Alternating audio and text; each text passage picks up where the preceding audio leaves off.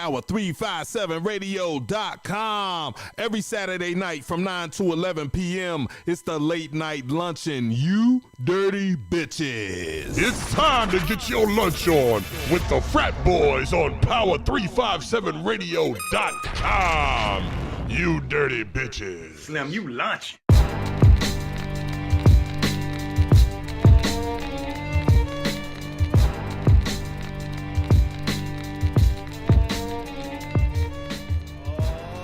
Ladies and gentlemen, B-boys and B-girls, pimps, politicians, pickpockets, and punks, you're now tuned in to the Late Night Lunchin' every Saturday night from 9 to 11 on power357radio.com. This is the Frat Boys, you dirty bitches. The views and expressions in this broadcast are those of the Frat Boys and allegedly do not reflect the views or positions of any entity they represent. You dirty bitches. I had a Mississippi mud flap.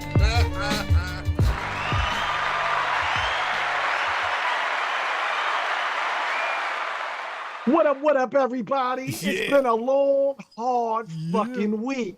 It has, yes. And it's Saturday, Yep. so y'all know what time it is. Yep. Drinks up, because it's about to go down. Yeah. Oh, shit. What we got going on tonight, Skrilla? What's happening? We got a full house this evening, too, man, but keep it going. Biggest fucking topic of the week. Are you guys ready for this shit? What is this? What? A South African man. Yeah, South African. He goes viral. Elon Musk? No, his name is Joshua. I can't. Okay.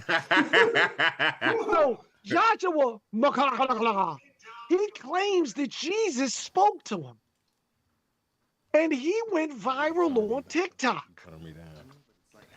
And I don't know how many of you guys heard this story, but on the 23rd of September, which was what, a couple of days ago, but 4 days ago, right? Tuesday, yeah. The rapture was supposed to happen. Yeah, well, it looks like hell's about to be lit. Dude, No doubt. that's exactly what the fuck I said. So on the 24th, because he said it was either the 23rd or the 24th, right?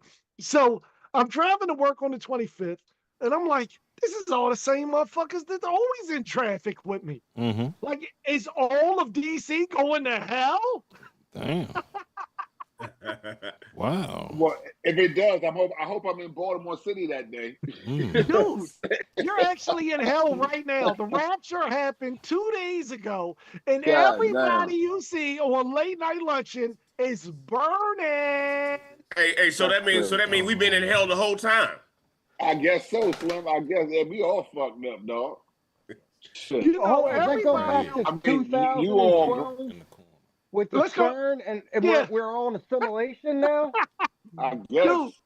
Dude, this shit is so crazy. This guy literally went viral. I mean, dude, now it's people muted. were posting this shit on TikTok. They were posting this shit.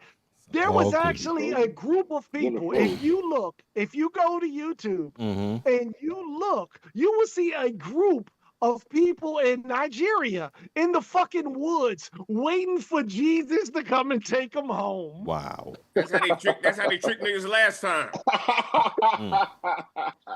They had a damn slave ship was named Jesus. How the fuck do people like this even get airtime? Crazy. I mean, I don't even understand, man. Like, I don't even want to go into it, man. I just don't understand how dickheads like this can get fucking airtime. You know, this is the thing that gets me, right? We had some viral moments last week. I mean, our Whoopi Goldberg, I mean, that shit should have went viral, but no, this fucking asshole telling everybody that Jesus is coming went viral. God, it's crazy.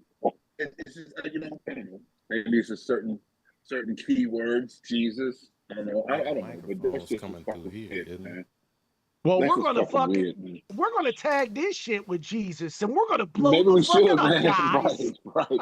Because right now, me and Faith, bro, you can see green as fuck right now. We all fucked up, according to this motherfucker. Yeah. You know what I mean? I'm gonna tell you something. If I'm in hell, at least I'm with good company. That's all I got to say about that. How At do least you it guys ain't feel? too hot. Right. You can't win everything. Can't win everything, big bro. Right. I mean, who heard this crazy shit? Like this, I this didn't hear shit. this. So this shit is real. So Okay, tell me about it, Skrilla. Hold up. What are you saying, man? So basically, a South African man claimed that Jesus revealed to him in a vision that the rapture would occur on September 23rd or the 24th. Wow. Wasn't that last week? Dude, that's what I'm saying. That was And his Tuesday. prediction went viral. Really? It went viral. It was literally motherfuckers like standing out there with their hands open like they were at church trying to reach the heavens. And nothing happened. Nothing happened. Nothing happened. Damn, poor guy. Let's talk about something else that went viral. But I gotta tell you this. They ain't whoop his ass though. They ain't whoop his ass. They should have. But I do want to interject though. So when the rapture occurs, apparently only, and I may have this number wrong, Bubs, correct me if I'm wrong. Only 47,000 people are supposedly 144,000 people are out of fucking millions and millions and millions, trillions and billions. Out of 140,000 people get. I mean, that's fucking. Okay, but none of them are in DC, dude. Like literally, I didn't see one fucking car missing people. Right. Like none of them. Man, Like where are they at? They're all in Utah. Like what the fuck? The shit I saw online, bro. There was this lady on there. She was crying the day before, talking about she may never see her kids again. I'll never see my pets again. Wow. And then the next day nothing happens. They're all making apology videos now. Motherfuckers are silly. Yeah, they silly as shit, man. That's exactly what the hell it is. Yeah, man, bunch of silliness. I got silly one ass thing out to of say here. about that. You know what I got to say about that? What? It's all right. It's all right. It's all right. Okay. God damn. Hey, if What's it up? did come, Right. and we all perish, Yeah. what line do you think y'all motherfuckers would be in? You know what I'm saying? Oh, are you going through I would be the perfect day? line. Are you in the middle line, or are you on the line straight? You know what I'm saying? Hades. What other line? I'm in that last line. I'm in that last line you're talking about. All right, you know that's gonna be me. I'm gonna be the first one in line. Hey, Breeze. Hey, we in the last line drinking off the bottom shelf liquor. The heathen line. Yeah, that will be me. Yes. I think I might be in the middle. I think I might have some. Who's coming with me? Who's coming with me? We in the last line drinking off the bottom shelf, hollering at the ugly bitches. Yeah. You know what I'm saying? Hell yeah. Who's coming with me though? Who coming I with might me? be in the middle. I don't even think pretty bitches go to heaven. Like real shit. I don't even think pretty bitches are in heaven, dog. Man, that's if not, I ain't trying to with go. good pussy are evil. Yeah. Hey Reno, turn your background back to the black, dog. What you do, No Joe? bullshit. You fucked it up, Back man. to black. Yeah, man. Yeah, Keep it on regular the- Amy Winehouse. Keep it on the black. You know How the fuck Spade get over there? Oh I'm over here man. sitting on drunken sailor's lap and shit. Hey, listen, man. Bubs is all over the place this evening. Look You like know I'm what sitting on saying? his lap. Yeah. Yo, why Spade over here giving lap dances? Y'all look that like lady lovers. fucking Y'all look Staten like Island and lovers. shit. That's a little weird. Rubbing his head. A little weird. Yes, indeed. Did you guys see that shit? What's that? So there's this lady. There's this old ass fucking white lady, right? I can't Okay. remember exactly where, Right. but I feel like it's Staten Island, right? Staten Island. So this bitch basically has Martha a Stewart. sign. New York. She basically has a sign outside of her house that basically says, "I got $10 lap dances." So what she found is she found a loophole in the law. Mm-hmm. She can't sell pussy, but she can sell lap dances. Right. Ooh. Now she's been arrested several times because she used to have a hot dog stand. Oh, Lizzie stand, And she would sell hot dogs and pussy. And Damn. she got arrested for that shit. Dildos and found pussy. So she What found was the I loophole. looking like? But What they mama look like? so they can't arrest her for lap dances then. They can't arrest her for She has- lap dances. She ain't been arrested since. Wow. Hey, you know Hey, what? I just hey, thought smart- about smart it bitch. because Smart the bitch. drinks is flowing, right? You can It still was fuck Far her. Rockaway. You can It's still Far fuck her. Rockaway. That's That's what what she I'm lives saying. in. Yeah. Far Rockaway. Oh, yeah. Yeah, so she lives in Far Rockaway. And basically, the whole community is upset. They're all upset that this. Please move Spain. This shit is too I know, fucking yeah, funny. yeah, man. So they're upset because this woman is basically selling lap dances in a fucking residential community. Wow. What a fucking whore. Hey, well, look, man, she gotta get hers. She's a fucking genius. She is providing a service to the community. You know what I'm saying? You got to have one in every neighborhood. You know what I mean? I mean, it's just that's just how it go. You know, and you know she got some friends too. Shit, y'all fucking up. Y'all fucking up her scheme. You know what I'm saying? Hey, can't knock it. Can't knock it, because if I'd have thought about it, I'd be doing it too. Damn it. That's what I'm saying, man. Don't fuck it up for us all. Yeah. Right. I know, right? For us all. Right. You know what I'm saying? Hey, that pussy probably fire too, cuz. No, that pussy look like roast beef. Everybody hit that Reno. What you mean this might be fire? Nah, she a pro. She a pro. But what she look like, pro, all right. Yeah. What she look like? Can we get a picture of her up on the screen? Let's see her. You gotta look that shit up yourself. She look like the bottom of my shoe. Oh, I'm about to say, man, I thought she was a bad Joan out there selling her ass. Nah, she one of them old, rusty, dusty ass white hoes. Oh, them old burnt out bitches just suck dick and shit. She looked like she used to look like she got pimped by Marion Burry and shit. Damn. She Jewish? Oh, she shit. might be Jewish. Got the Shit, Jewish yeah, she white though. Damn, sucking dick. Oh shit, halal dick. You know what I'm saying? You said halal? That kosher pussy sucking halal dick. God damn, she pray over it before she suck it and shit. Hey, all we need to do is drop that bitch off in Palestine and motherfucking things will be smoothed over. Like smooth sailing. Wow, shit, man. Like smooth sailing. That is some wild shit. Hey, what else is going on in the world of squirrels? What else is going on, baby boy? Oh my God. So this is gonna make a lot of people upset. And I don't want you guys to fight about this. I'm just telling the facts, okay? Right, just I'm let not us trying know. to make this political. I'm just telling the facts. Okay. All right. So Why this week, does it look like I'm kissing Spade on the back of the neck? Cause you are. Because you are. all the while it's doggy style. Yeah, Big boy. Don't worry, it's only gay if you like it. Damn. What is that? That is a Chicago. What is that? A Chicago? What was it? What was the name of their phrase? Chicago wetback or some shit. Damn. This is my question. The Bubs gonna take a shit? Like, why is Spade still there? Damn. No bullshit. It's called the Arizona Razorback. Oh shit. Like I'm rubbing on his hand and shit. I'm right That here. is definitely. Yeah, Bub's right here, Joe. You know what I'm saying? Bub's right here. Yeah. Do you want to make me smaller just so you can bring Spade into the picture? I don't see him. He's right here, dog. Right He's in front of me. Bubblicious. He's on fucking sailor's lap, dude. Where's Bubblicious We at? look like There you go. There you The go. rapture has happened, bro. Y'all done broke up That's what now. happens when you turn your camera off or you Them come niggas back done and leave. broke It's up gonna and place shit. you certain places. That's why everything's got to be set and organized. Yeah. Makeups Hey, to Bub, what break you watching up. on, boy? Give me a piece. Give me a piece. Trying to tell Yeah. you. Damn. You know what I Give me a mean? piece. So look, this Okay. is the thing, right? What's up, Skrilla? So I know a lot of you guys, a lot of you guys don't like our president, right? So our president, he made a statement this Who the week. fuck is our that- president? What you mean, you guys? I don't I'm just saying, a He lot said, of what you guys. mean, you guys? Okay, a lot of people. Maybe you don't. Maybe today you're not a guy. I never Okay. know in America.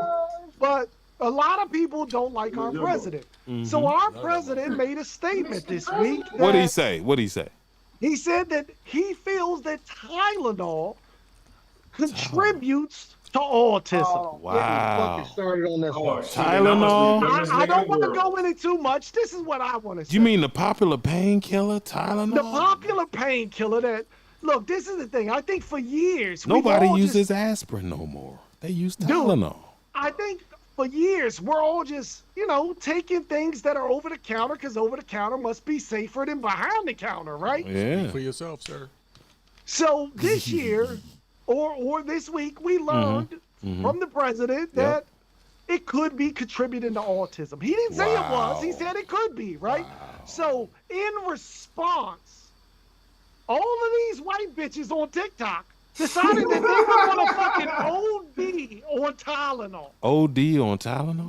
What? Pregnant bitches? All right. Pregnant white bitches Pregnant white decided bitches. that they were going to OD on TikTok on fucking Tylenol. And We'll show you.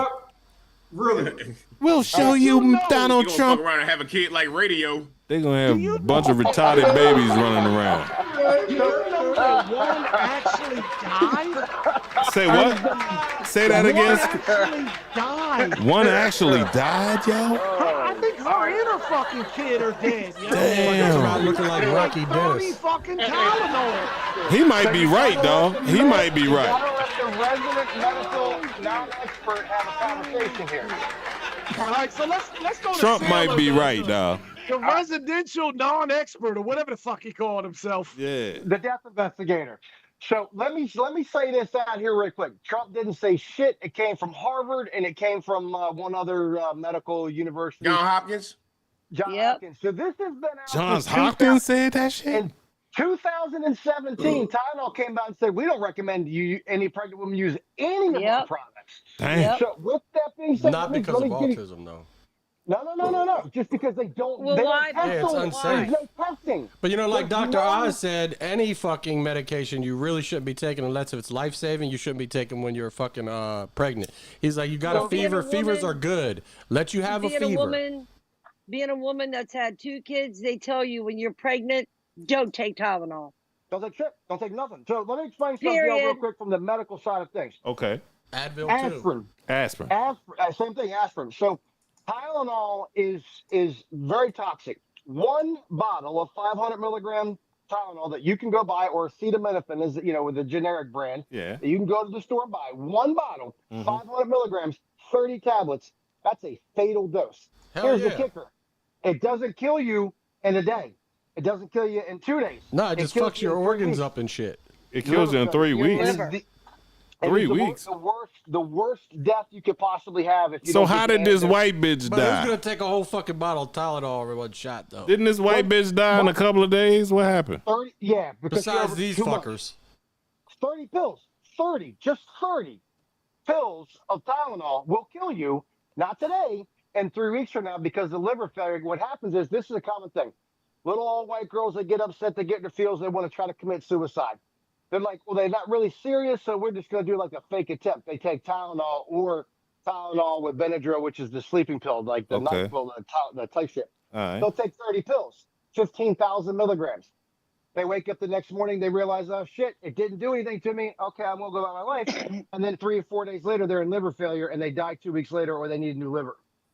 So the Tylenol is very dangerous. It has its place, absolutely, but there is no.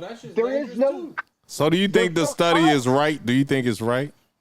Absolutely. Okay. Yes. Pregnant women shouldn't take shit because it passes the blood-brain barrier. When they say it causes autism, or are you just saying it's bad? Well, no, so there's some science behind that. There is some science behind that the Tylenol. Tylenol goes past the placenta barrier and then also passes into the blood-brain barrier.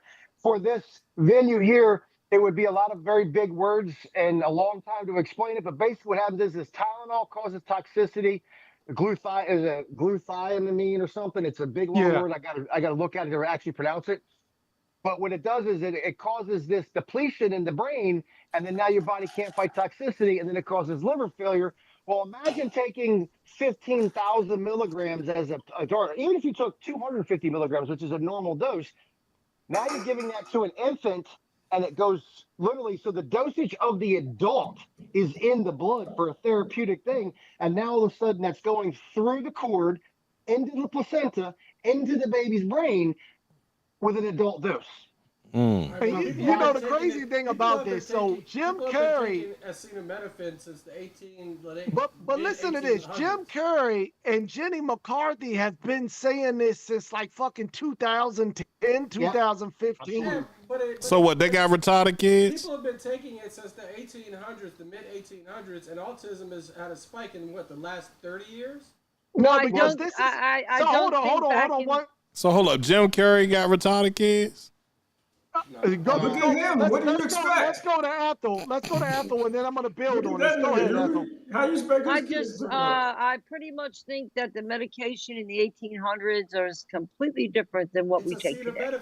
Okay, so this is what Jenny aspirin's better. Okay, what is aspirin's the dosage? better. What is the dosage they put hold in on. it then? What is Hold the on. dosage This they is what put in Jenny it? McCarthy's saying, right? So Jenny McCarthy is basically saying. It's the last 30 years. We're talking. She got a retarded kid. Hold on, Bob. Listen to what I'm saying. They don't.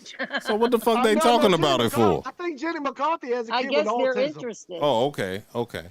So this is the thing. Well, she's married to like Donnie McClurkin. From New Kids on the Block. Donnie, whatever the fuck. But hold on, Hollywood. I want to make this statement and then we can go back into it. So basically, what Jenny McCarthy is saying, and Sailor used a big word and she used the same one, and I'm not going to use that word. But basically, what the Tylenol does is it degrades like this thing that dissipates different like chemicals and stuff, right? That's naturally in your body. Okay. So what happens is when the Tylenol dissipates like this thing that breaks up the metals and stuff like that are inside of vaccines. What's up? Right? If once the Tylenol breaks it down, it makes the vaccines and stuff actually more toxic.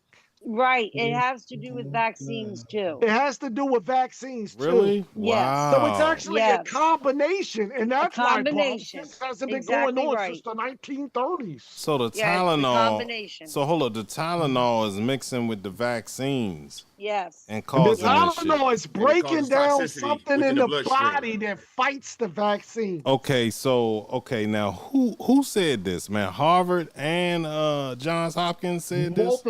600 some different studies have all been done on this, and all of them have come into some variation of agreement that they're like, something's not right here. It's something is in play. We don't know exactly what it is, but we should basically sit there and stop saying things are safe. They're not safe. But I have a question though. Okay. Go ahead, Hollywood. Is it? And again, I'm not disputing any of it. I'm not, and I don't think Trump is just pulling straws out of nowhere. So I do think there's merit behind it. But I'm just saying, is it the amount of tablets, whether it's Tylenol or whatever it is, that the liver can't break down? Because it's almost like Centrum. Like if you take a Centrum every day, that shit's not broken down because the liver just can't. It can't break it down. So is it the amount of tablets, or is it the actual medicine that's in the tablet is causing the liver failure? It's the actual way that it's metabolized. It's the medication that's in. Yeah. It's the medication and the way your body breaks it down, and what they call metabolites, things that your body naturally has that have to react with the medicine. It depletes one particular protein out of your body, and then now all of a sudden it's toxicity and the body can't process it, so it goes in places it's not supposed to go. Right. Look, and they also look, I'd hate to quote again a fucking Playboy bunny, right? Because we all know Jenny McCarthy used to show her tits for fucking Playboy, right? She sure did. So Jenny McCarthy actually says whatever the G word is the sailor was getting ready to use, that her body actually lacks that. And she actually has to get transfusions where they put that into her body, right? And that's why this is so near and dear to her, is because her body actually lacks that. But I think that's the MFGR. So let's say your body, let's say, not your body, but let's say your wife's body like that, right? Like what? Your wife's, I don't know what it's fucking called, Breeze. This is not that type of show. Okay. This isn't fucking like MedStar's fucking, Outlook. This is a bunch of drunk guys talking shit about fucking different stories, right? Okay. but your body lacks whatever this chemical is. All right. Okay. Okay. So when you take Tylenol, allegedly, right? Because I don't want to get sued for this shit. Allegedly, this shit breaks down that chemical even from a more. bunch of drunk guys on the internet on a late luncheon, other than get your prostate checked. We'll just put that out there. So hold Get up. your prostate checked. Hold up, man. So the Tylenol breaks that chemical down even more. Exactly. It literally dissipates it, right? So what happens is when you get a vaccine, your body normally fights like the metal or whatever that's in the vaccine, like the bad part of the vaccine, right? Okay. But now your body can't fight that because the thing that fights that has been diminished. dissipated It's been or diminished. diminished by the Tylenol. And this is what we're talking about. Because Trump said it and everybody hates Trump, motherfuckers started ODing on Tylenol. Wow. That's literally fucking retarded. That's madness. That's madness. But Yeah. was that immediate, or was that, like Seller said, 3 days later? Because I'm just wondering if it was, you said 15,000 milligrams, right? So what if you took 14,500 and whatever the fuck the difference is? It'd be the same result. Would it be the same result? Hold on. Would it be 29 pills, 30 pills? And I'm not disputing it. What happened, right? This is what happened. Was it immediate? I mean, after so many pills, I think you would get the same reaction. After so many pills, I think the reaction would be the same. Yeah. So this is what happened. Basically, Trump made this statement. Yeah. Right? Yeah. So because he made this statement, it became a TikTok challenge. Wow. And when it becomes a TikTok challenge, the Tylenol challenge. Every fucking white bitch wants to outdo the other white bitch. Wow. And I say, and Ethel, I say this because I didn't see any black bitches doing it. Oh, I totally agree. Bitches do what bitches do. And all I saw was a bunch of white bitches like, look at me, I'm pregnant. Fuck up. And they was literally eating them shit, yo. The lady that died, her husband was right there, right in it with her. What? That's my thing. Where the fuck were these guys? Where the fuck was the logic? He wasn't doing it, he was cheering her on. But let me say this about the autism. They also have somewhat of a cure. When you have autism, some part of your brain, the receptacles, it blocks the receptacles, and they have a drug that they could take that will bypass the whatever's blocking it. It'll bypass that and go into the receptacle. Wow, that's crazy. I ain't never heard of no shit like that, Up. That must be some new Does shit. anybody else want to talk about this, or do y'all want to go to the next one? Because I got some crazy shit going on. Let's go on to the next Hold one. up. Go ahead, Seller. Wrap it up. The internet has given a whole bunch of people a voice that should not have a voice, and I understand that's a hypocritical statement with all of us sitting here tonight. Yeah, ain't that the truth? Common sense is fucking going out the window. Yeah. Like it's and just because you're on the internet doesn't mean you should fucking listen to the internet. Take everything with a grain of salt. Yep. Use your fucking brain. Yeah. Yep. And like with that being said, if the president says something, or whether it was Obama or Trump or Bush or Clinton, or these damn research. Do your research. And that was a problem, is doing your own research became a very bad thing when they started saying trust the science. Do not trust your government. Spade will tell you the same. Don't trust your government. Don't trust government money. And don't trust Big Pharma. Just to say there, Bayer, the largest producer of aspirin in the world, was a war criminal hiding behind Nazi Germany. So just put that out there. Who's got the wrap-up music? This is the longest wrap-up in late night luncheon history. No bullshit, man. God damn, Seller. You know what I'm saying? I'm confused like a motherfucker. You started it. Well, at least they ain't talking about the ambulance. You know what I'm saying? So Back in 95. Yeah. Nah, but look.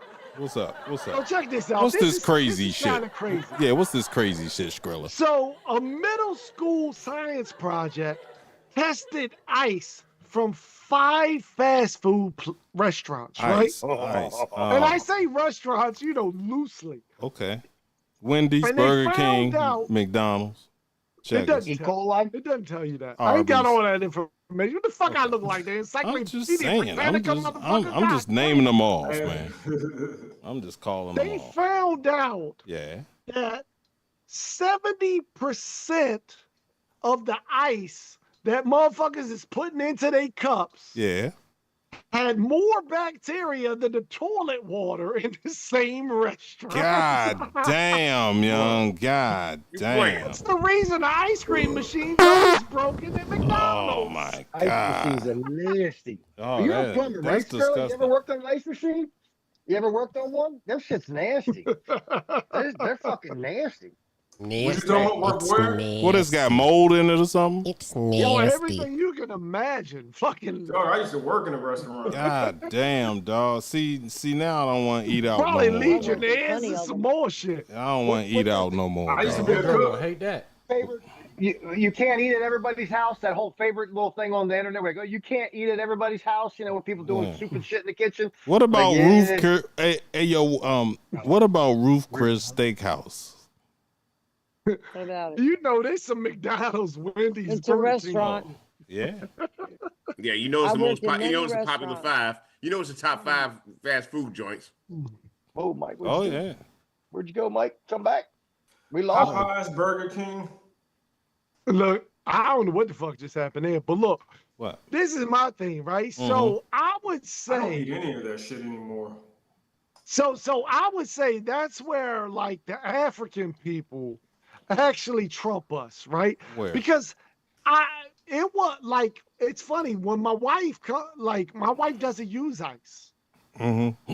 It's only us Americans that like we're like, oh, let's put some ice in that shit. For real? That shit is fucking terrible, dude. When Yep. you go, She don't like her when you go drinks to- cold? Fuck I don't know off. about y'all, but when I used to go to McDonald's, I used to order my Ricky high C, kills no ice, because they You're drown not that supposed shit to in drink ice. cold drinks. Cold drinks are not good for you. Reno used to put his balls in the ice. Bubba, No.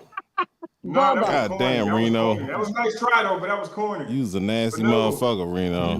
We used to get high C with no ice because they drown the fucking soda with ice. You know what I'm saying? Well, that's when you With say no less ice, Well, Reno. That's why No, they don't no use ice. the ice because you get gypped out. So if you get a 30 Yeah. soda and you put ice in it, you only get Yeah. Yo, Doc Ish is here. Exactly.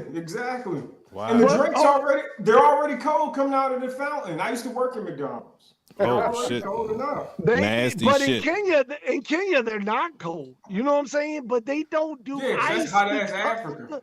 because of the bacteria. Duh. Damn. They ain't got no damn ice because they got no It's refrigerators. the safest way. The hottest shit. Ain't no They ain't ice got in no Africa. refrigerators. They ain't got no ice. So look, as much as I hate to just stop us right there, I want to talk right now Mm-hmm. about the hottest motherfucking East Coast fucking producers. Oh. Hip hop. Oh. We're not talking fucking Rod Stewart Oh. here. We're not talking fucking Billy Joel. We're Mhm. talking hip hop. Who's your favorite East Coast producer? I'm gonna go with Spade first. Favorite? Whoa. Well, damn. Hip hop. Hip hop. My favorite East Coast hip hop producer, I would say Premier. Yeah. I agree. Premier. Yeah. Okay, I mean Premier's cool. I like Yeah. Premier. I like He's Premier. all right. I like Premier. You know, he has a vast spectrum of artists that he's produced for. He's produced some R&B hits too. Yeah. He's yeah. cool. Yeah. Oh, pretty yeah. dope. So I'm gonna do something crazy. I'm gonna go Okay. to Drunken Sailor because I know he remembers the hip, the hop, the hippity hop. Go ahead, Sailor. I'm Don't be about the most- motherfucking East Coast producer. Yeah. I'm about the most ignorant on this subject as any of us here in terms of like, I'm the token white guy. So I got to tell you, I'm probably, I can tell you Sakumo D. I don't know if he was a producer or go back in the days, Run DMC, but I got to take my back seat on this one. I am stupid when it comes to this hip hop producer shit. Stupid. I'm with you. Reno, the only one that doesn't have a background.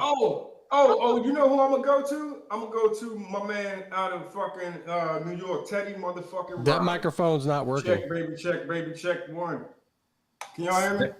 Yeah, we can hear Yeah, you. but it's the microphone on your computer. Yeah, we can Figure hear it you. out. Let's go to Brizzle. What's up, dog? I'm saying, man, I'm the hottest East Coast producer. I mean, I don't want to sound like no biter or nothing, but I gotta go with Spade, man.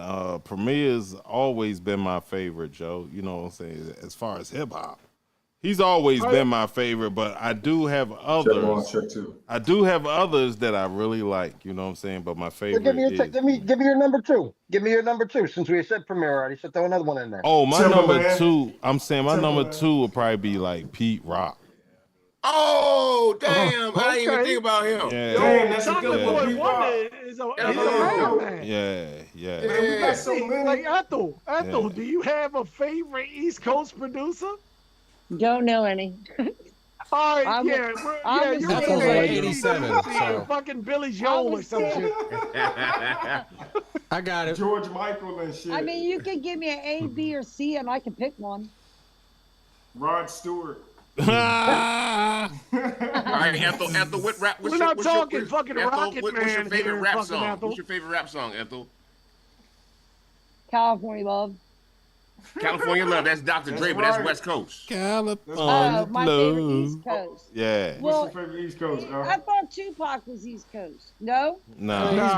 He was born in New York, raised, in Baltimore, and then moved to LA. Yeah, so he technically, jumped coast though. If you jump coast, you jump coast. Let's go to Bob. Okay, I'll say Where's Biggie. Is he East Coast? No, he's not a producer. Where's Hollywood? Oh. All right. Hollywood left right into Hollywood moment. Yeah. Let's go, Bob.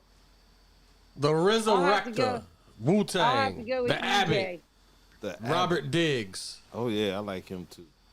Bobby Now, Digital. Look, Yeah. I'm gonna go ahead and I'm gonna put this shit out there, right? Okay.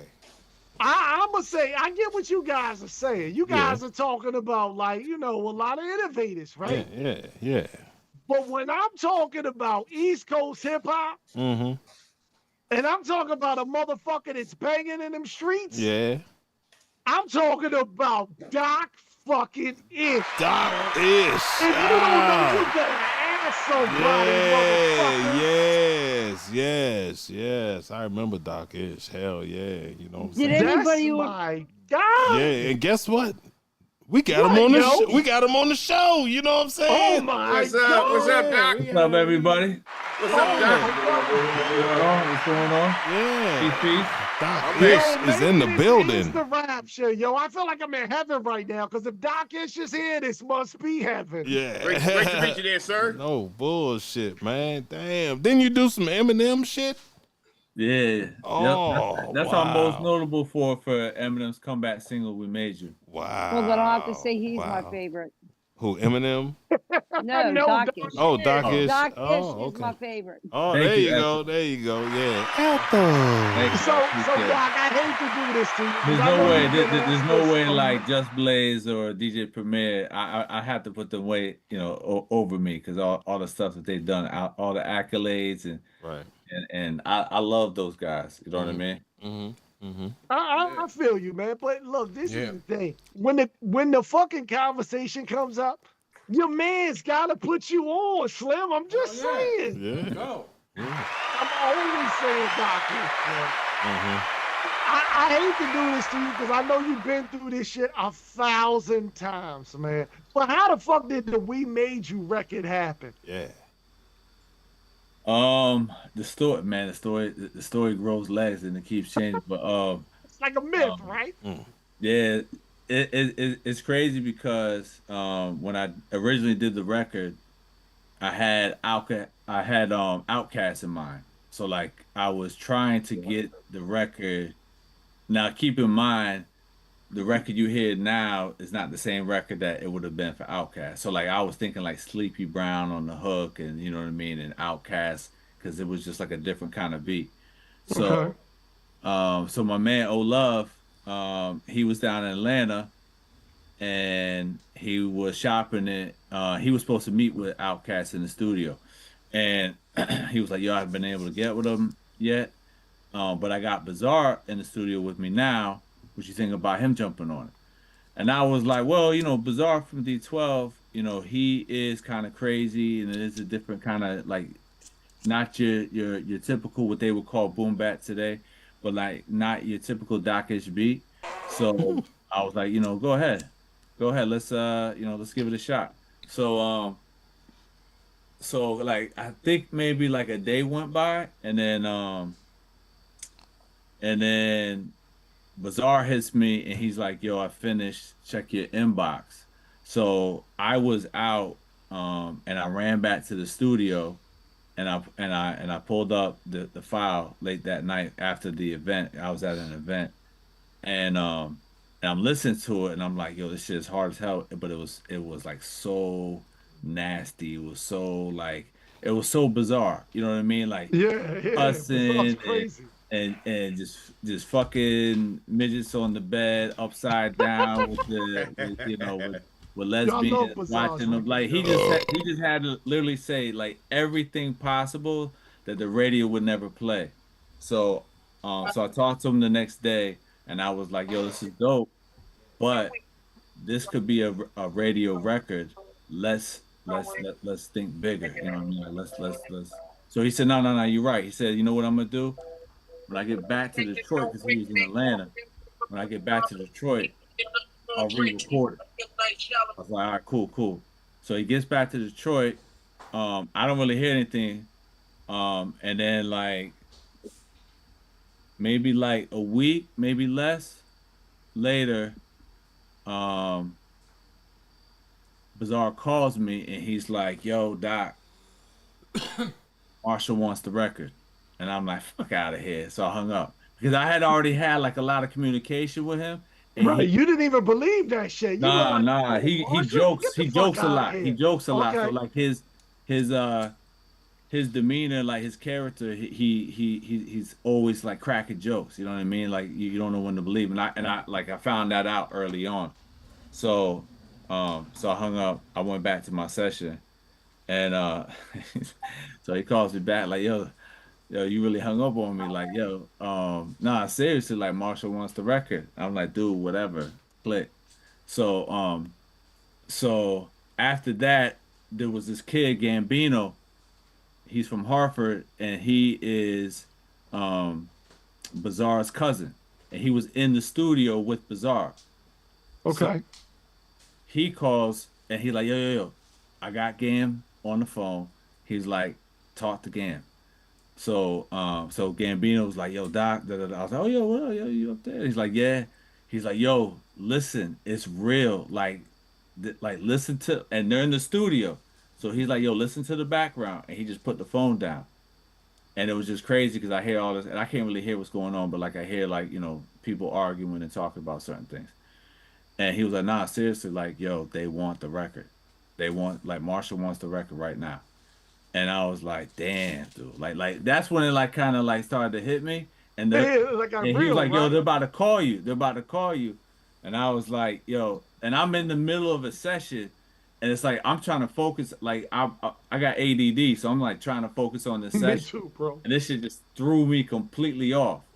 So so then they called, and that's how the whole thing went down. It was just crazy because it was never like intentionally meant for M, you know what I mean? Right. Like when I made it, I was thinking of Outkast and that's crazy. I'll take Eminem. Right, exactly. I'll take Eminem for 100, please. For 1,200. You know what I mean? So yo, that shit is fucking crazy, yo. Now look, this is a fucking underground show. This is the dark. This is the dirty. Like literally, I'm fucking pushing fucking spiders out the way right now. I want to know how the fuck Is It a Dream came about, yo. Yeah, that one. You got fucking Joe Buttons on that Joe shit. Budden, what's funny is I got Ortiz Joe on Budden that shit. first. I got Joey first. And Joey. what's funny is I got Joey through Ransom. And Ransom and Joey were beefing at the time. But like Ransom he just so cool. He's like, "Yo, you want Joe? I'll get you Joe." Got that. And I was like, I got a record for him. So Joe came up to CT, and I actually played him this record that Max B ended up doing. Okay. These streets. Shout out to Max B. Yep. Free Max B. He's coming. Free Max B. Yeah. Yes, Real sir. shit. And then it's crazy because So Joe was like, nah, I don't want, like, so then I played it for Talib, and Talib was like, nah, Yo, I forgot about Talib. Yo, this shit is the Hollywood. Yo, are you listening to this? He not only got Joe Buttons on that shit. He got Joel Ortiz. He got fucking Talib Kweli. Oh my God, I'm fucking bugging right now. You go ahead, Ish. Don't mind me. I'm on my fucking fan mode. Nah, you good. So it's funny because Talib came through. So at that time, I was being managered by Mos Def's mother, Umi. So Umi Smith was the manager, and so she's the one that connected me with Talib.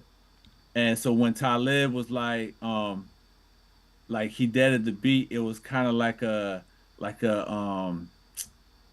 challenge. You know what I mean? Like, okay. So I was in the studio that night, started banging beats out, and then that's when I came up with Is It a Dream? And then I sent it to Talib first, and then he was like, yes, I love it, send it. And then Joe came back up, and I was like, this is what I got. Talib's on it. And I told him some couple of names that I had for like the third person. Yes, sir. So Joe wrote it on the spot. I actually found the notebook that he wrote his verse, because to me, I think that's one of his best verses to me. Not just because it's my beat, but I'm just saying, like when you listen to a lot of his features, I love the shit he says, because he says so much stuff that that's just so simple but yet so hard. And then I was in a session with Buckshot, doing a record, and I was like, yo, and then Rockness came in and hopped in on the record, and then I was like, yo, I got this record that's perfect for Sean P. And then that's my man's right there. Homie. Yeah, rest in peace. That's my man's right there. Yeah, that's my guy right there, man. That really hurt. That really hurt. I'll tell you a story that I've never told before about Sean P. after I finish this. But what's crazy is that Sean P. once Joey knew Talib was on, that's when it was like the pen game was like crazy, because like they knew Talib was on, they knew Sean Price was on, so everybody. And what's crazy is that I didn't like it, like that was the first time Talib had ever worked with Sean P. And then it was great because now they did end up doing a record right after that on Gutter Rainbow, on Talib's album after that. Dang. Okay, Gutter Rainbow, check that shit out. If you ain't listening to it, you better, bitch. Yeah. Go ahead, Doc. I'm excited, bro. You don't even know. That's what's up, man. Damn. I didn't know he produced with Sean P. Yeah, so Sean P and I did a lot of stuff together. I ain't a big Button fan, but Sean P, that's my man. Oh no, yeah, 100%. Like he would literally call me and be like, "Yo, Doc," and then he would give me this, he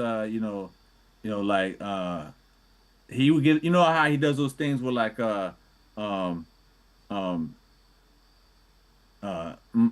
is whack, like the Hancock movie, Shorty on the knee saying Hancock to me. Like how he would always do like those playoffs. He would always hit me and call me and with the shit, and it just made me laugh and all that stuff. We were close. Sean Price and I, we were close, and then we had a fallout. And I'm sorry, man. I'm sorry. And then it was crazy because I always knew Bernadette, his wife, and it was crazy. And I was lucky because he reached out to me 5 weeks before he passed, and we started talking, and we both started talking about how much we respected each other and how much, like all this time, all these years, we missed out. And then we started working and doing a bunch of records again, and then he passed in his sleep. And it just, like, I was so thankful, man, that I got a chance to reconcile.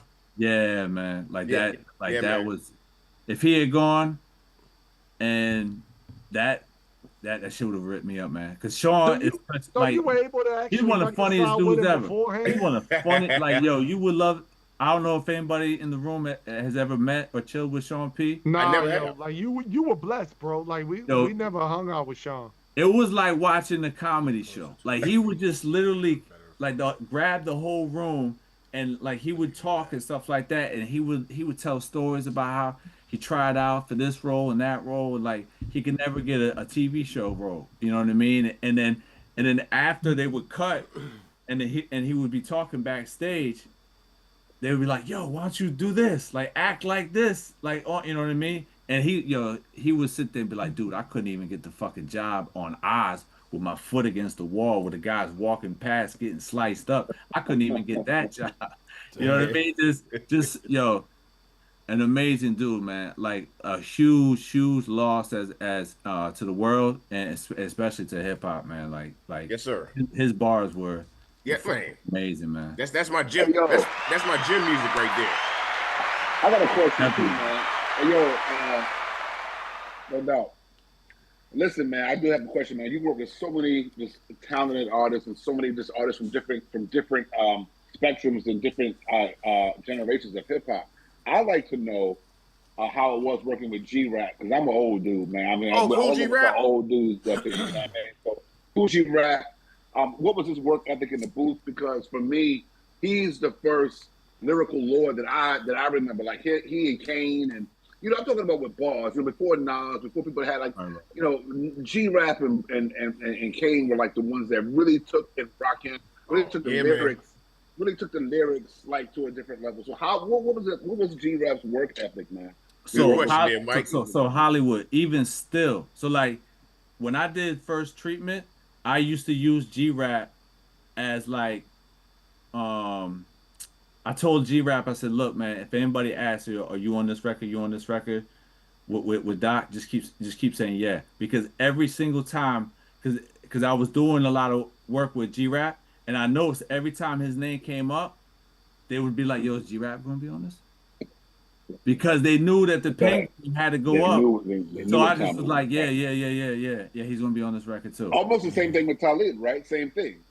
Same thing. Yes, yes, but not like G-Rap. G-Rap, fuckers are afraid of.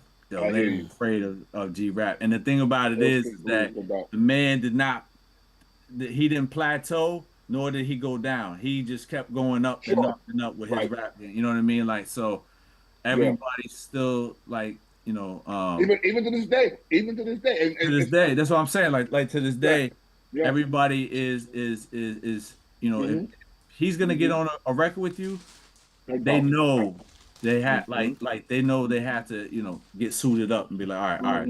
No question, they better. Nah, G-Rap is he's methodical. So like he likes to take his time. You know what I'm saying? So like him, Billy Danze, a lot of these guys, like they like to they don't rush the process. You know what I'm saying? When G-Rap records, he taught me something about recording, which was dope. And now I'm trying to figure out what the fuck it was. But no, he would sit there and be like, yo, was it the headphone trick or was it the mic trick? Damn, I can't remember, yo. Well, while you're thinking about that, right? So I said, while you're thinking about that, so we have I just found out this word. We have a parasocial relationship, which basically means that I follow Doc Ish and know everything about Doc Ish, and he doesn't know shit about me. But look, that's what parasocial means, just for people that want to know, right? So you mentioned Billy Danze. I know you in the DMV area. Mm-hmm. Exactly, right? Yeah, look, I know you live in the DMV. Let's not worry about me. So you like, this is the thing, right? You mentioned Billy Danze, right? Like, for those that don't know, like, Doc Ish really be with Billy Danze. I'm talking about M.O.P. Billy Danze. Like, put us in a day of the life of Doc Ish and Billy Danze, yo. Like, we gotta get Billy on the show too. Now, yo. Man, don't do that, man. I'll cry the whole damn show. I'm fucking geeking, You know, I ain't gonna lie. That was my song in Iraq. Annie Up was my song in Iraq. Yo, he's been going on live a lot lately because he got an album that he's about to drop, and so he goes on about like I think it's 8 o'clock usually. Okay. Standard time. Jump on his live and be like, "Yo, hop on my podcast." I guarantee you, he will. I'm gonna do it, yo. So he'll but like that's the best way to grab him. You know what I'm saying? Any other it's way? On his live. Okay. Yeah, because like he'll say it right then and there, and because he says it right then and there, he's like, yeah. So he's a man of his word. So once he locks in, like that's it. Like, once he's locked in front of all these people, he's not gonna back down. You know what I mean? Okay, that's what I'm gonna do. Like I'm getting ready to holler at him. Like real shit. You said around 8 o'clock and shit. I got one more question. I know a lot of people are aching. Yeah, I just was so excited about fucking Doc Ish and Billy Dance, man. I'm fucking over here geeking. But go ahead, Hollywood. That's dope, man. I didn't know that you was that tied in with Billy Dance, man. But you never saw the Doc and Dan show? And Cool G Rap, huh? You never saw the Doc and Dan show? No, sir. So we had a show before COVID. It was called the Doc and Dan show. Okay. And so I acted like OK Lee over here, crazy, right? And brought out like the human side of Billy. So like it was the first time like everybody saw how Billy like really is. Yes, sir. Behind closed doors, like like you see like this monster on stage and stuff like that right. with P. Right. And they have a reputation for a reason, but there is a human side to him, and so we had a whole TV deal with Pop TV and all this other stuff. They wanted to make a whole reality show and all that stuff, but like COVID came and everything fell through and stuff like that. And we've been trying to get the show back because now everybody calls it a podcast. Yeah, it wasn't really like a podcast kind of thing back then. Do that, man. Man, fire it up, man. Fire it up. Hell yeah. Fire it up. No. Like three of my favorite rappers. You got Billy Dance. You said Cool G Rap. Now I used to G Rap not gonna do it, but go ahead. And Sean P. Like I'm serious. Like I used to get in trouble for rapping because my uncle Cool G Rap was my Uncle Tim's favorite rapper. Oh, okay. All right. Like I used to get like my how would I say this? My persona, my image off my Uncle Tim, which he Cool G Rap was his man. Yeah. Uncle Tim went upside my head for a couple of times for wearing his Super Tims to school. That sounds funny. Well, G Rap, like he's a historian. Like so, like when you deal with G Rap, you better know your history of hip hop, music, like not even just hip hop. Like he'll bring shit up from the '80s, and you know what I mean, and he'll bring up rock and roll songs, and he'll like if you're not on that same level, he'll jump off.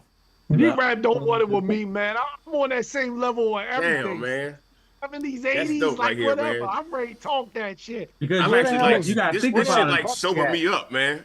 This shit right here sobered me up. You gotta think about it. As producers and artists, we get our inspiration from other music, from jazz, from soul, from rock and roll. So a lot of times we have an ear to where we listen to everything.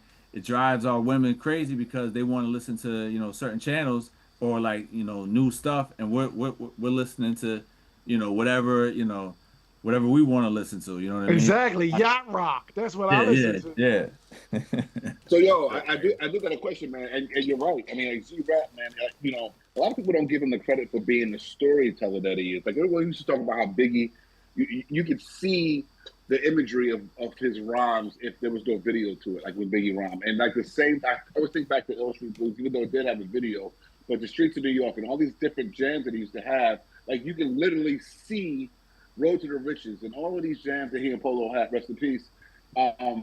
You can everyone gives Slick all the credit for storytelling, but G-Rap was, in my opinion, a really first storyteller. But that's not my question. My question is to go back to production. Like, did you ever work with the ASR-10? And if you that's what I started with. So, what did you find? A lot of people can't work with the ASR-10, right? It's a very complex piece of equipment. What do you find the nuances, the differences between that and the MPs? Because if you master the AR-10, which you clearly have, Oh man, No, I I can hear did. it. No, trust me, I didn't, because when I You saw did it. I hear it. fucking I Kanye heard it West in on the your ASR music, 10, I though. was like, shit. I missed a few classes. Sure. And the thing is, it's funny. because when Complicated as he hell. does certain things on the ASR 10, it's like he used it. Like he picked up the pamphlet and he read everything. I'm like the video game guy where like Just instead pick of it up reading and the go. instructions, I just Right. play, figure Me out as I too. go. I've never You know read what a I mean? manual, bro. Not one manual I've ever read. I'm a visual learner. I You know just what gotta I mean? push buttons. But the thing is, they discontinued it because I think so many people in production had such difficulty with it. But if you're able to True. But you know what? Too, they had a lot of difficulty fixing it. So that was the other issue they had. The drive. So it was like every time the EPS before the ASR 10 was the EPS, you know, and then with the ASR 10 and Sonic, that's why they kind of out of business. Was this dude crazy? It's late night luncheon, baby. One thing I think that was dope about the ASR 10 that I actually brought back, and I've used a lot with a lot of sample packs that I've made, is that there's so many effects that the ASR 10 had that, and filters that people didn't really understand how to use like that, like, you know. And then we moved to the MPC because it was easier. Yep. You know what I'm saying? Yeah. You know what I mean? Hit pass. And so I got a question, and then we're gonna go to Bristles, right? Because Bristle hasn't said nothing the whole time. Hold on. Did I finish the question with Hollywood? I think you did. I don't think I did. All right, well, go ahead, Doc. I just want to make sure I answer, you know, the question. Sure. I think you did. You were saying that there was some manufacturing defects and things. Not so much manufacturing defects, but like you're lugging around ASR 10 and you're trying to find somebody to fix it, and it was like I think there's one place now in Houston, Texas that fixes them. That's crazy. You know what I mean? That's so crazy. it's not many places. And, what's up, okay? Like, What's up, okay? What's your question? What's your No, question? go ahead. This is what I always wondered, right? So when did Doc Ish like really say, "Yo, I'm the shit"? Like I'm really banging these motherfuckers. Oh, I still don't say that yet. Nah, but I'm just saying, what was the moment that you were like, my beats are good enough that I can actually push this shit out to the public?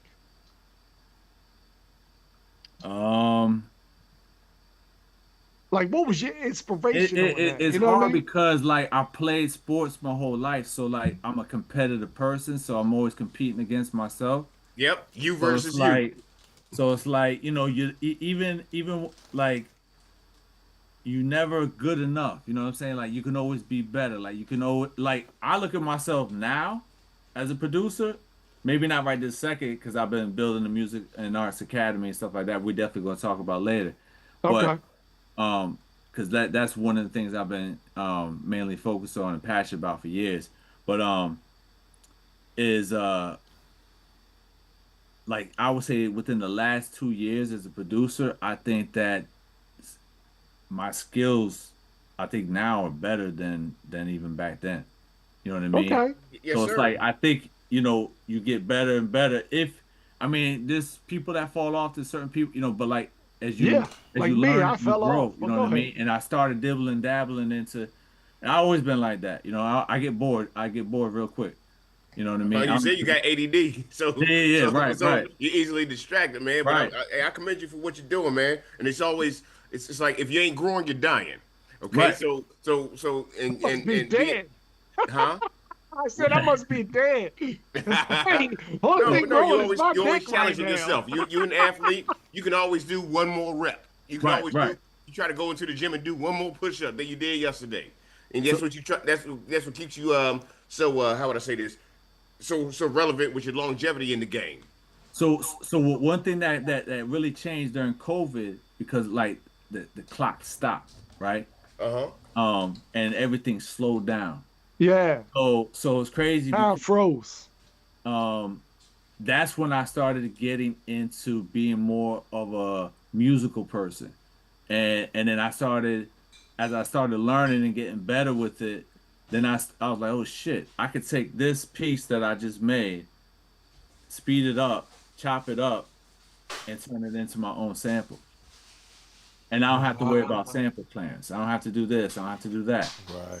And then when I started doing that, I like wanted to shoot myself because I was like, damn, I could have did this a long fucking time ago. You know what I mean? You was literally a Taylor Swift at that moment. Shit, you had the Doc Ish version. That might have been the moment. That might have been the moment where it's like, you know what? Like, I think I might be a little better than I think I am. Where I'm able to not only just chop up a sample, make a beat, but I can actually create the music that like the soul music. I did this whole jazz piece, and it was just crazy because once you get into that, you kind of get stuck. Like you can't get out. Like once I started playing the guitar, I started doing all this other stuff. You don't want to stop because you start learning. You're like, oh shit.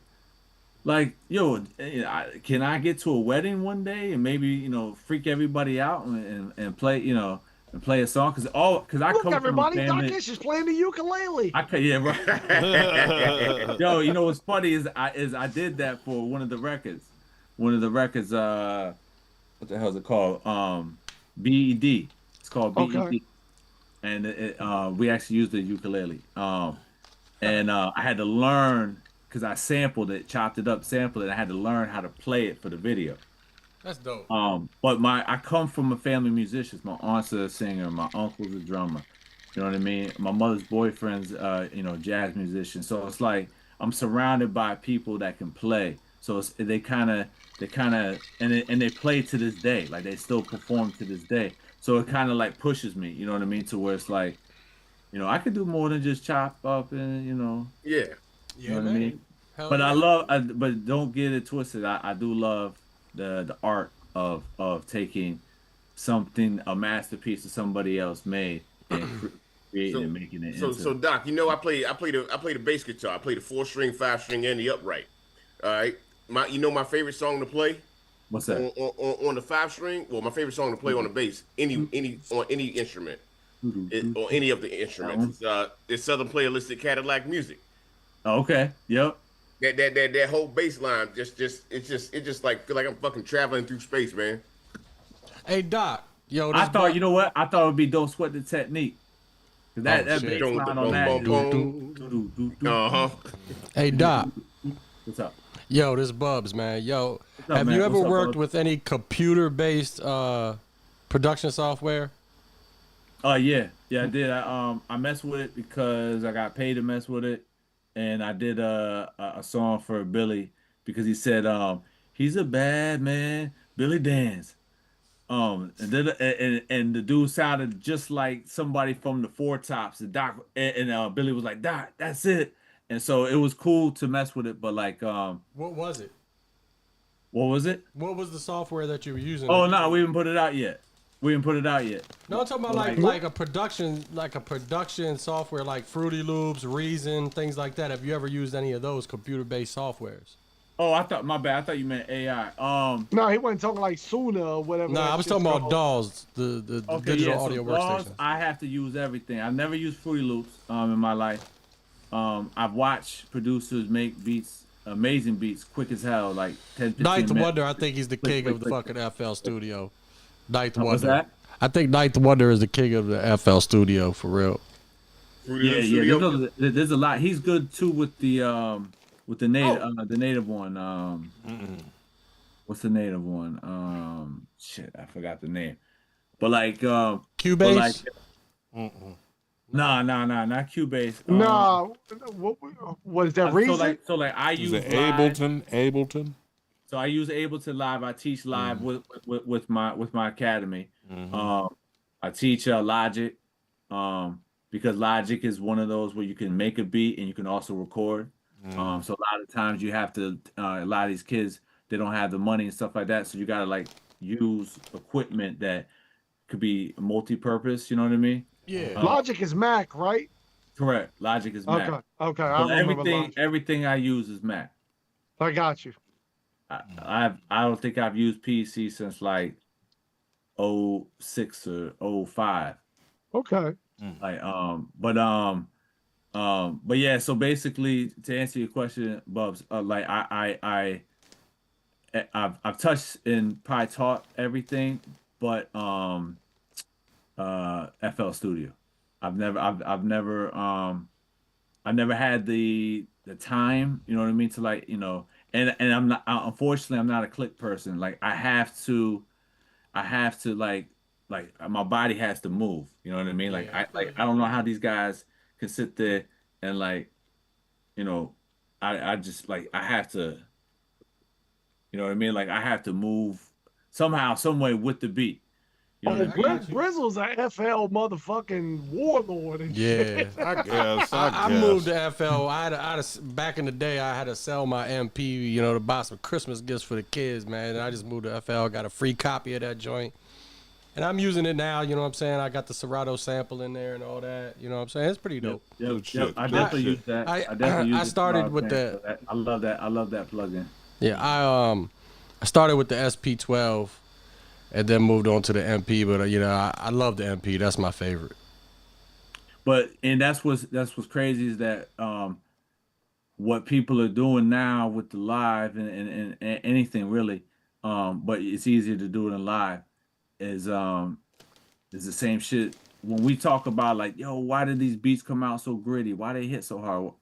Because we used to take the sample and speed it up so fast because we only had like 4 seconds. You know what I'm saying? 2.5 per bang or something. We had to speed it up so fast that when you slow it down, now it gets gritty. Yeah, and it had a sound to it. It had a winding sound to it. You could always tell the SP, man. Right. So now in live, you can do the same thing. Just speed it up like 3 times, 2-3 times, and then slow it down. And all of a sudden, now what is live? You get that tape deck, you know, effect. MPC live? Is that what you said? No, live, like Ableton Live. Oh, Ableton Live. Okay. I just want to make sure that, you know, everybody understood you. Yeah. No, sorry about that. Yeah, Ableton Live. Okay, that's fucking dope. I mean, you can do it in Logic and stuff like that too, I'm sure. You know what I mean? But that's what a lot of people are doing is like they're taking the sample and then they're speeding it up, and then they're slowing it down. You know what I mean? And they're bouncing it out at a slower rate, so that way when it comes back in, now it's got a crunch to it. Yeah. So like the thing is that, you know, like we all get upset and everybody says, you know, different things, but you know, technology has just come across and just made a lot of tricks and trades a lot easier. You know what I mean? Hell yeah, it has. Good you know what gracious. I mean? And like I watch dudes all the time, and when we have like writers camps and producer camps and stuff like that on the FL Studio, and I just like watching them. I just sit back like this, and I'm just like, man, this is crazy. Like this is amazing because not only like does it have so many effects, so many internal plugins that you can manipulate, and like that ghost note and all that crazy shit. It's like it makes the job easy, but at the end of the day, the artist doesn't give a shit. They don't care how you made it. It's crazy because all they care about is it hot or not. That's all. As long as that shit bang, they don't care what it sound like. They're not sitting there saying, "Yo, did you use the MPC? No, you didn't use the MPC. No, I ain't fucking with you." No, they don't care. They don't ask those questions. These days, these artists do, but I mean. No, but even like AZ and MOP and Wu-Tang, like they don't get into that. They don't sit there and ask. They just rap. They just want to rap. They just want so to hold on, Doc. So you're getting that same bang today as you were from like the MPC? Because see, that was always my problem, right? My problem was always I couldn't get that bang. You know what I mean? I had motherfuckers producing on the Kawhi K11 and shit like that, and it just didn't give you that bang. You gotta mix it down right now. So it's the mix that gets you that bang? Yeah. Hey, you heard it right here from Doc fucking Ish. Skrilla, you Doc, knew that. Hey, Doc, I'll tell you what. So you're saying you come from a lineage of musicians, right? You come from a lineage of musicians, and now here you are in the continuum of time in your place. what would you man, fuck it. You ever think about like putting on like a producer camp for like kids, for like high school youth that want to go into music production? Because college ain't for everybody. Yo, that's a great question. So I've been running after school programs since 2007. And and then now is this in Hartford? This is in Hartford, Connecticut. So this year that's fucking dope. Heartbeat 501c3. So I just got it in July, and like I just hit the ground running. We're gonna have it's gonna be a music and arts academy because with all the cuts, they took all the music programs out of public schools. Yes, sir. And they're doing it all over the place. And what's funny to me is that America always is struggling with the math scores, and it's been a proven fact. Music. Yep, it's been a proven fact that music helps math. Yeah. So why would you take out something that helps kids with math if we're struggling with math, competing against the rest of the world? But I mean, there's a lot of fuckery going on, period. But it's just crazy because we're gonna have music production, audio engineering classes. We're having esports. We're having makerspace, which is kind of like 3D printing and because that's like real popular and stuff like that right now. Where like they can make like a whole arm. You know what I mean? Like this kid made this whole like Iron Man and it shot out fire. It was crazy. It was crazy. We got podcasting, of course, podcasting classes because it gives the kids a chance to get their story, their life, off their chest and talk and whatnot. And then we got film and videography. And then we got performing arts and stuff like that. So basically, this all like literally has been something Billy and I had talked about way back in 2017, 2018. And everybody was like, yo, Doc, you got to do it. You got to do this. But damn right. Yes, sir. It's tough. This is by far the toughest thing that I have ever done because to build a board, to build a company, to get your CFO, and you're under the microscope of the IRS, where they can take your tax exempt at any time. And to not be a program any longer, to be a full-fledged academy, it's a lot of pressure. You know what I mean? And so, but it's a lot of fun. It's a lot of fun, and we working with the kids. We just landed last week with the Yargo. Yes, sir. With the Yargo Stadium, which is huge up here for us because Hartford has nothing. We have there's no buildings, there's no pretty sky. There's nothing. Hartford is just a poor city. Like we don't have anything. Yeah. The XL Center used to be like the Coliseum where people would come perform. That's in rehab mode, and so we have the Yargos, which is the minor league baseball team for the Colorado Rockies, and they get ranked every year for like the best design for a major league minor league ballpark, and they win it every year. So the facility itself is so beautiful. So the fact that the academy is inside the building and these kids get to come and see a baseball stadium at the same time. Got to see it to be it, baby. It's going to be a beautiful thing. We start next month. Now, does this academy, does it cost the kids money, or is it like for underprivileged children? For the kids. Okay, that's fucking dope. So like the stuff that people are like, kids are paying $30,000 to $60,000 to go to Full Sail and to get we're gonna be able to do that for free for the kids. Oh wow! And so so ours is for 13-year-olds to 19-year-olds, but we have what's called an alumni program because we have a lot of re-entry. Yeah. So we have a lot of kids that get locked up. They come in, and even though they're 17 years old, they still have an 8th grade education. So it takes them longer to graduate. So we keep them in the program. We keep the services wrapped around them until they hit in the 20s. I got a guy that's been in my not a guy, a kid. But he is a guy. He's like 20, 22 now. but he's been in my program since like 17, 18, and you know, he's not going anywhere. He actually has like this Bruno Mars slash Amy Winehouse slash freaking Chance the Rapper type of record that like he's, you know, that we're gonna be pushing this year. But a lot of these kids, man, you know, you're giving them something to do, sir. You're giving them something to do. Well, you gotta keep them off the streets. You gotta keep them off the streets to getting bored. Keep them making beats to keep them off the streets. Okay, so beats to the streets. Well, I got Streets a to beats. question. Go ahead, something. So when you talk about this program, you know, I mean, I'm the realist here sometimes in terms of like realistic expectations of where this is going to go. And you hear a lot about the especially the young African males in the music industry getting eaten alive by bullshit deals and stuff. So are you guys trying to add a business aspect to this?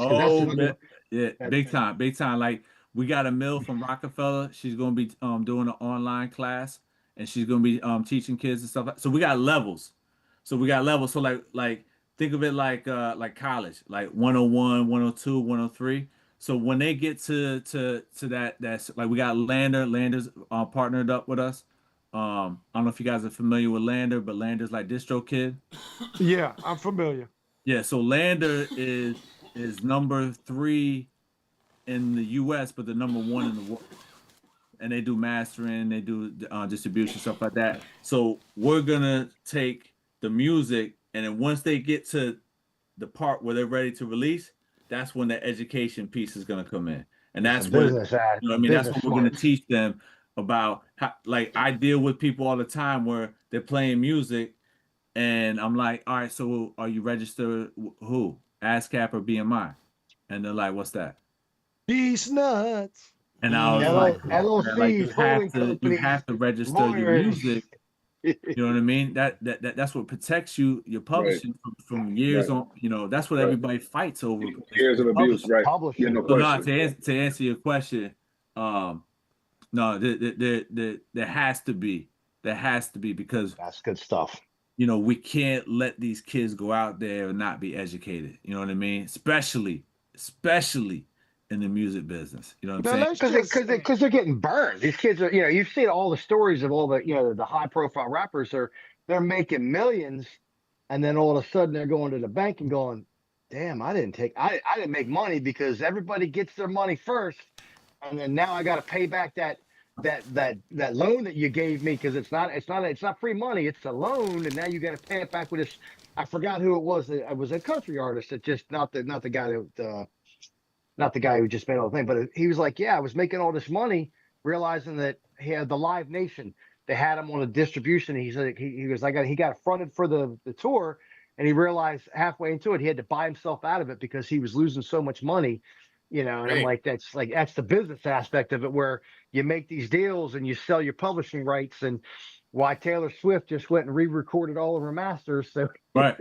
Yeah. So the business is a horrible. The entertainment business exactly is a horrible business. Like, you know, that's why you need strong lawyers and management and all that. You know, like you need a team. You know what I mean? Exactly. And you know what? It's like, think about an athlete. They get signed, they go in there, and the next thing you know, they got all this money.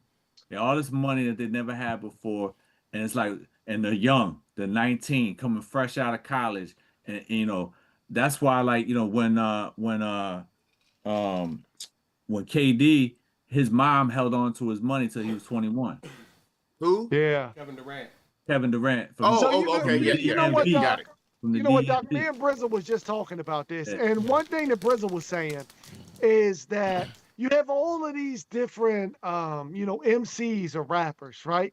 And they're all going through like the industry, you know, quote unquote, the industry. Why is it that none of them like warn the next generation?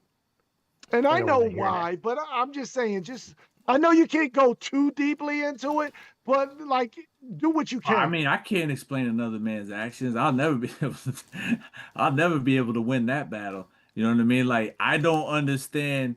You know, when you look at, you know, some of these guys, I don't want to name names, but y'all know who I'm talking about. You know, some of them were in court recently, but like when they were screwed over before they brought in their artists, it's like why would you screw other people over?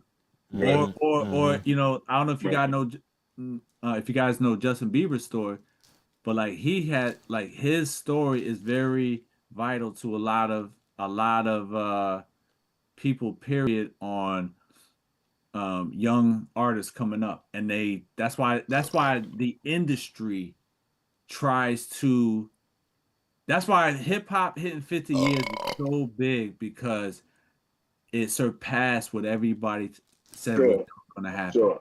You know, it's been artists. I mean, like to Zilla's point. I mean, you know, Tribe. I mean, there's been records about the industry, about the business for years. I mean, Tribe had won the business, and I mean, people do put people on. It's just people don't want to hear it because they don't care. All they want to do is just get on, you know, and think that they can make this money, and they do get advances, but they don't understand the other side of it. But there's been, I mean, people have been putting people on about the business for a long, long time. So 4,080, the room. You got to remember, a lot of people are stuck in desperation. Exactly.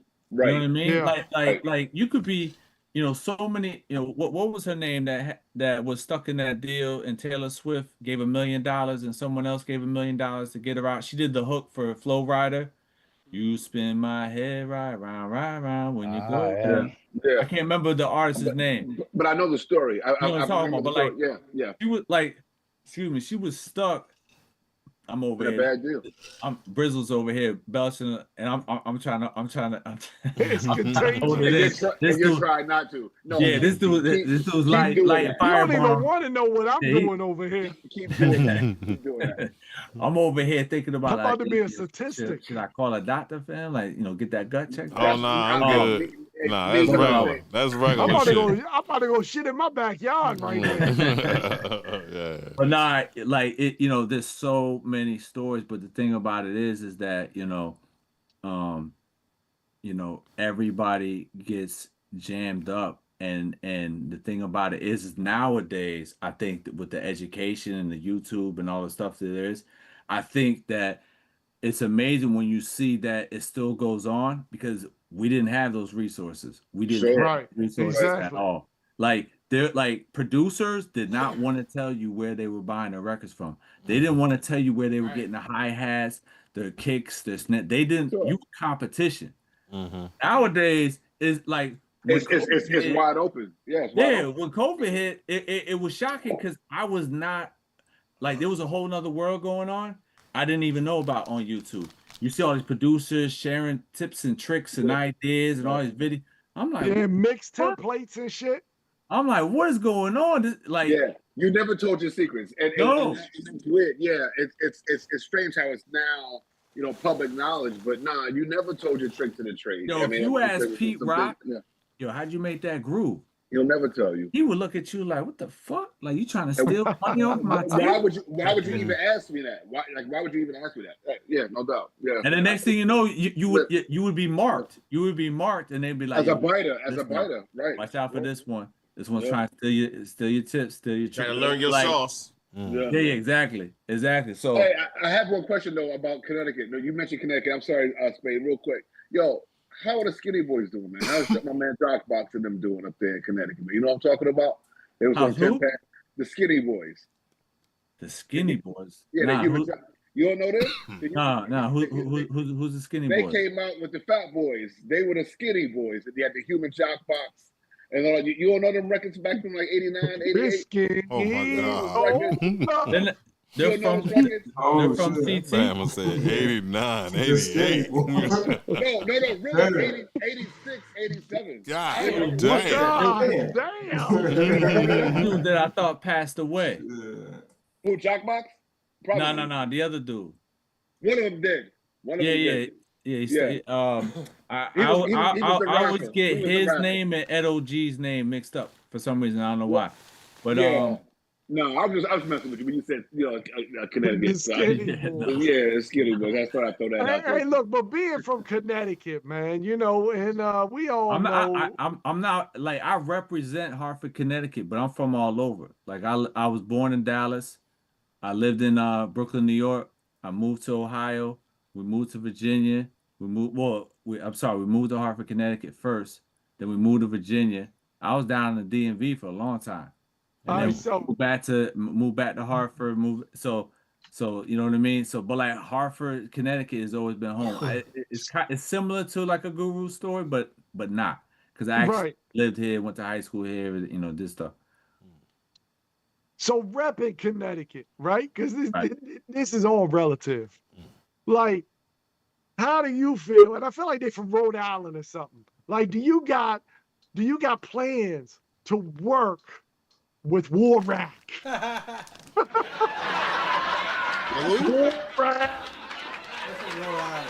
Them guys went them guys were fucking viral with a fucking like iPhone 4.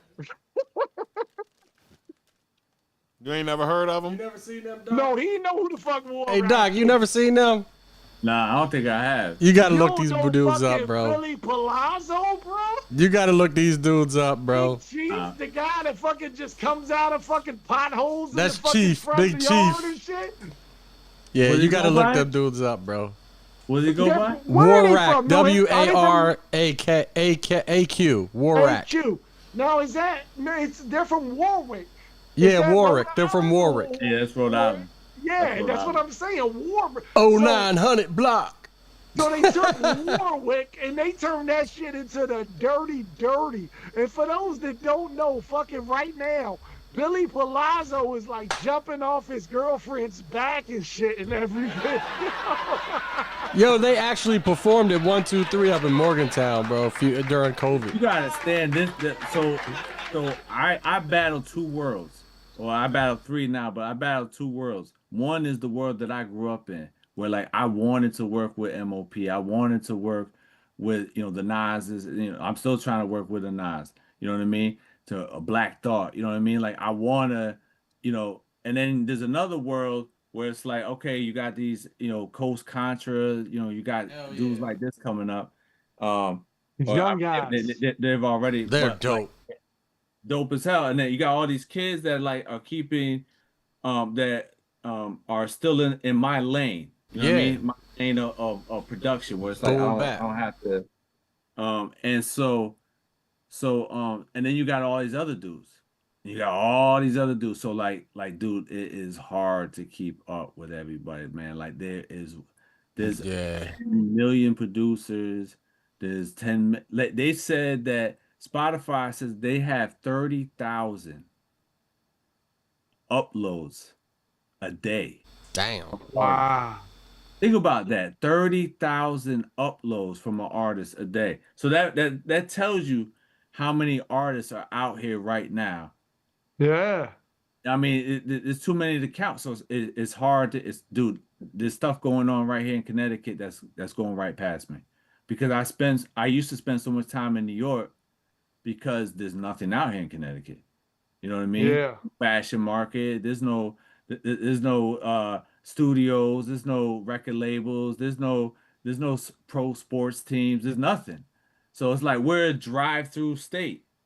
People go from New York to Boston to New York. Right. What time do they stop at CTs when they need gas? They gotta get to the next destination. So you know it's literally like it's almost like you're 3,000 miles away from everything. You know what I mean? So you can't be here.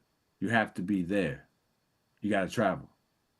Jerry Springer used to be in Connecticut. Jerry Springer and Steve Wilkos were in Stamford, Connecticut. Yeah, I went there. That's when I came up to see you, or dog. WWE, whatever it was, WWE or WWF. They were, they were down there too. That was in Bristol. That's ESPN. ESPN was in Bristol. Oh, okay. WWE was in Steve McMahon. He was in Stanford also. Oh, is that where it started, Bob? Is that where all the ESPN studios started were down there? Bristol? Got you. Bristol, right? Is where it started. ESPN. ESPN, yeah. ESPN, yeah.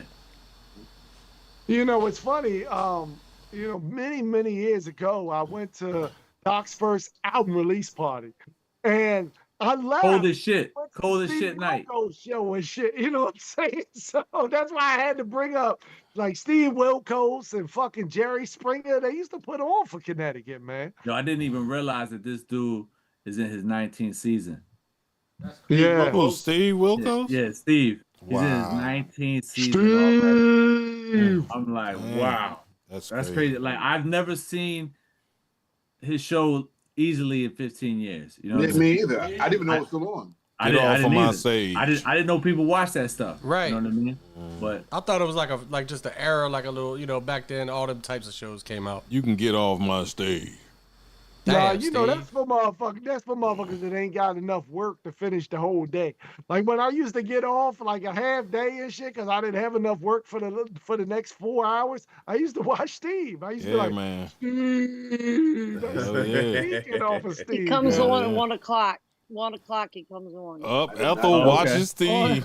On the CW. We got a Steve Watcher. I used to watch. Ethel got the hots for Murray a Steve. lot back in the day, where he would have like, "You are not the baby." You are Oh not yeah, man, I love that shit. And that used to mess me up because then like my girl would come home and I'd be like, should we?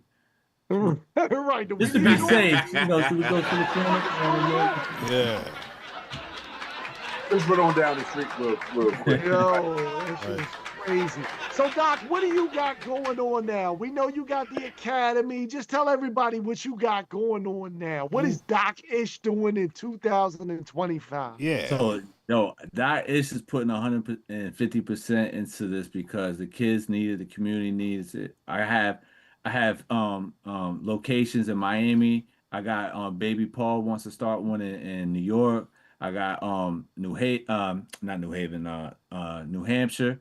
So I got a lot of people that want the Academy where they are, but I'm like, I gotta get this going first in Hartford. I gotta get the foundation to build a template to where I could do it like Subway or stuff like that, to where it's like, okay, I can now I know the foundation and now I can set it up anywhere. Yeah, the blueprint, right? Right, exactly. Yeah, so like it's very exciting because it's already got legs and we haven't even started yet. No doubt.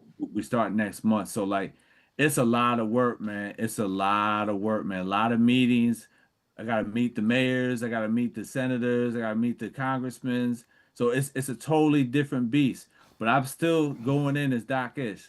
So like today, like I'm going in like this. I'm Doc Ish. Hey, how you doing? Nice to meet you. Exactly. You know what I mean? So it's like never sucked a dick. What happened? I said shake the hands, but never suck the dick. Okay, yeah. About to say what? Yeah, I hope not. I didn't say suck the dick and don't shake the hands, motherfuckers. Y'all listening to me backwards and shit. Yeah. But now it's a totally different world now because now I gotta get grants. You know what I mean? I gotta get funding. I mean, if a lot of it has already been cut. I mean, if it was rock music or if it was another genre, they wouldn't come in with suits and ties on. So why should we? You know what I mean? Right. Because a lot of people feel like when you go in, there's a dress code. It's a respect thing. Like if you went in for a job interview, But at the end of the day, man, it's like I'm me. I'm always gonna be me. No matter what setting. And I mean, there are black tie events I have to go to where I actually have to wear a black tie. You know what I'm saying? Right. Exactly. It's like, but I did wear the the superstar Adidas. I did rock the Adidas with the tux. You know what I'm saying? So like I had to be me a little bit. Yeah. You know what I mean? But nah, it's dude, it's a different beast because I'm going to all these black tie affairs and I gotta go to all these meetings and all this stuff and it literally drains you to the point where it kills your creativity because you're in business mode. Like I feel like how my managers and how when you're running labels and stuff like that. So, but like Billy and I have a project. We got we do have an EP that we got. I'll give you a couple of the names that we got on there. We got AZ on there. We got Tyler Kweli on there. We got Busta Rhymes on there. Wow. We got Havoc on there. Nice. And and we got Raekwon on there. And then my God. What? I'm sweating. I ain't gonna lie. And then the rest is gonna be a secret.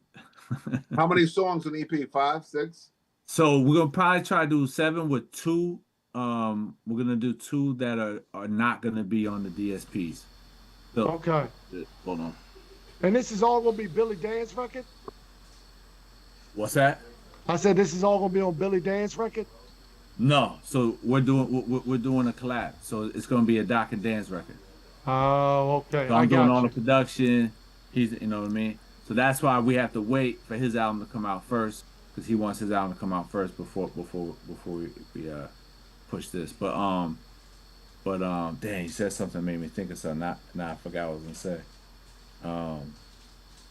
So he's got a new one coming out now? It's a monster. Do you have the date for it yet? I have not heard him say a date. Okay. He will not tell people all the features he got on there, but let me tell you, man, it is stacked. Okay. Were you on the last record? What's that? I said, did you produce on the last record? What was the last record? What do you mean? I was Billy's last Billy Dance record. Yeah, I came across. I was listening to a YouTube mix the other day, and they were playing like some newer Billy Dance shit. So I did Killer. I did I'm bad with titles. I did Killer, and I did I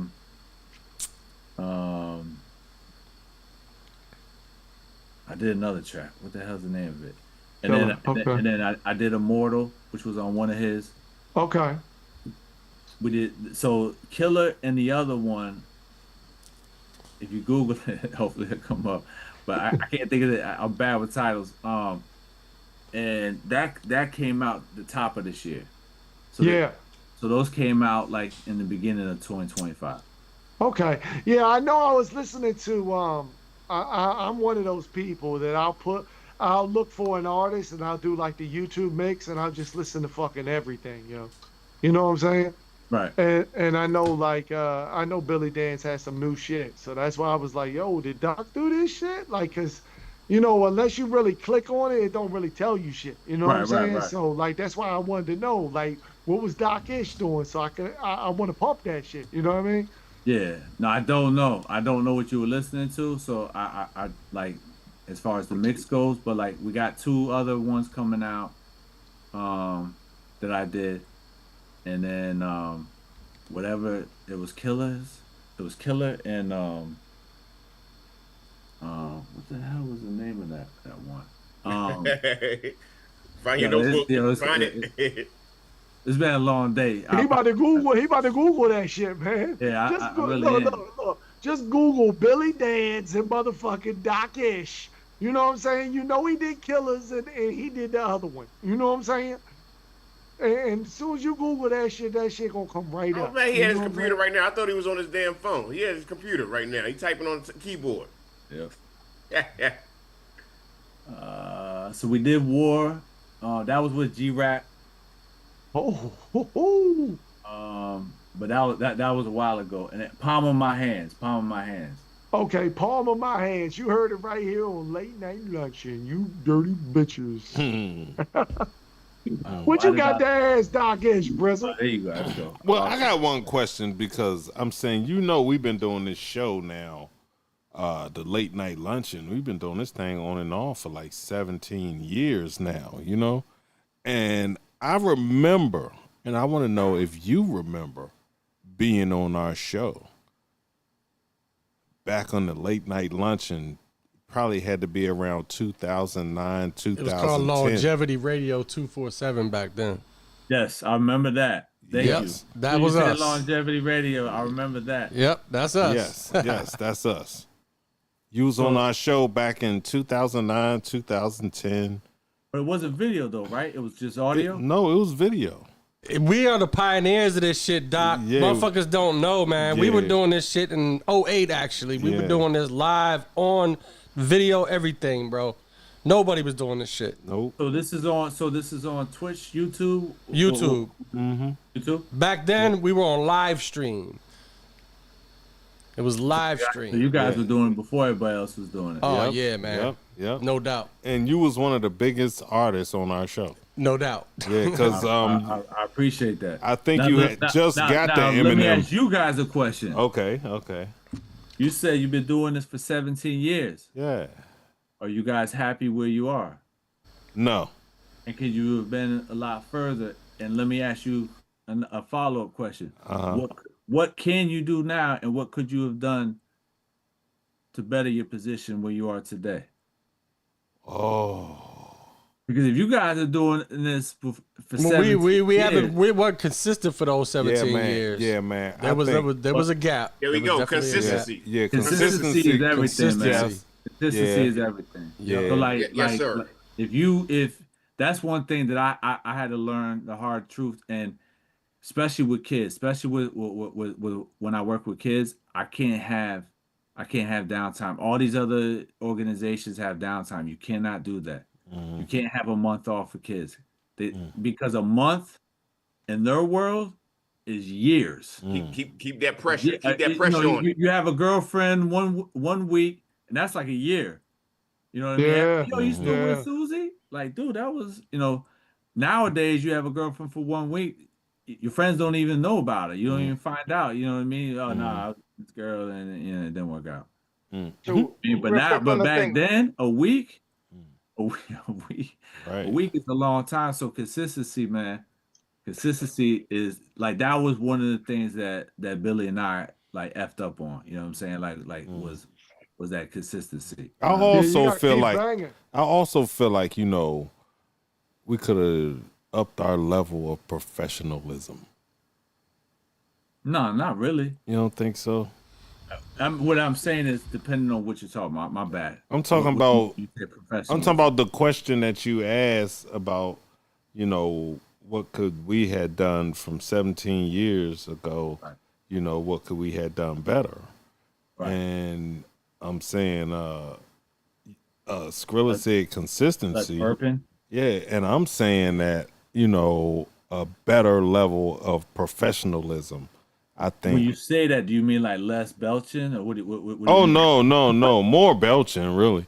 I'm just trying to, I was taking a shit in the backyard. Presentation, you know what I'm saying? Yeah, the presentation. Ethic, how we distribute and market our shit. Back end. That business aspect. Like that's our niche, right? We belch, you know what I'm saying? Somebody might be jacking off during the show. I'm surprised I've been farting all night. Surprised you ain't heard it.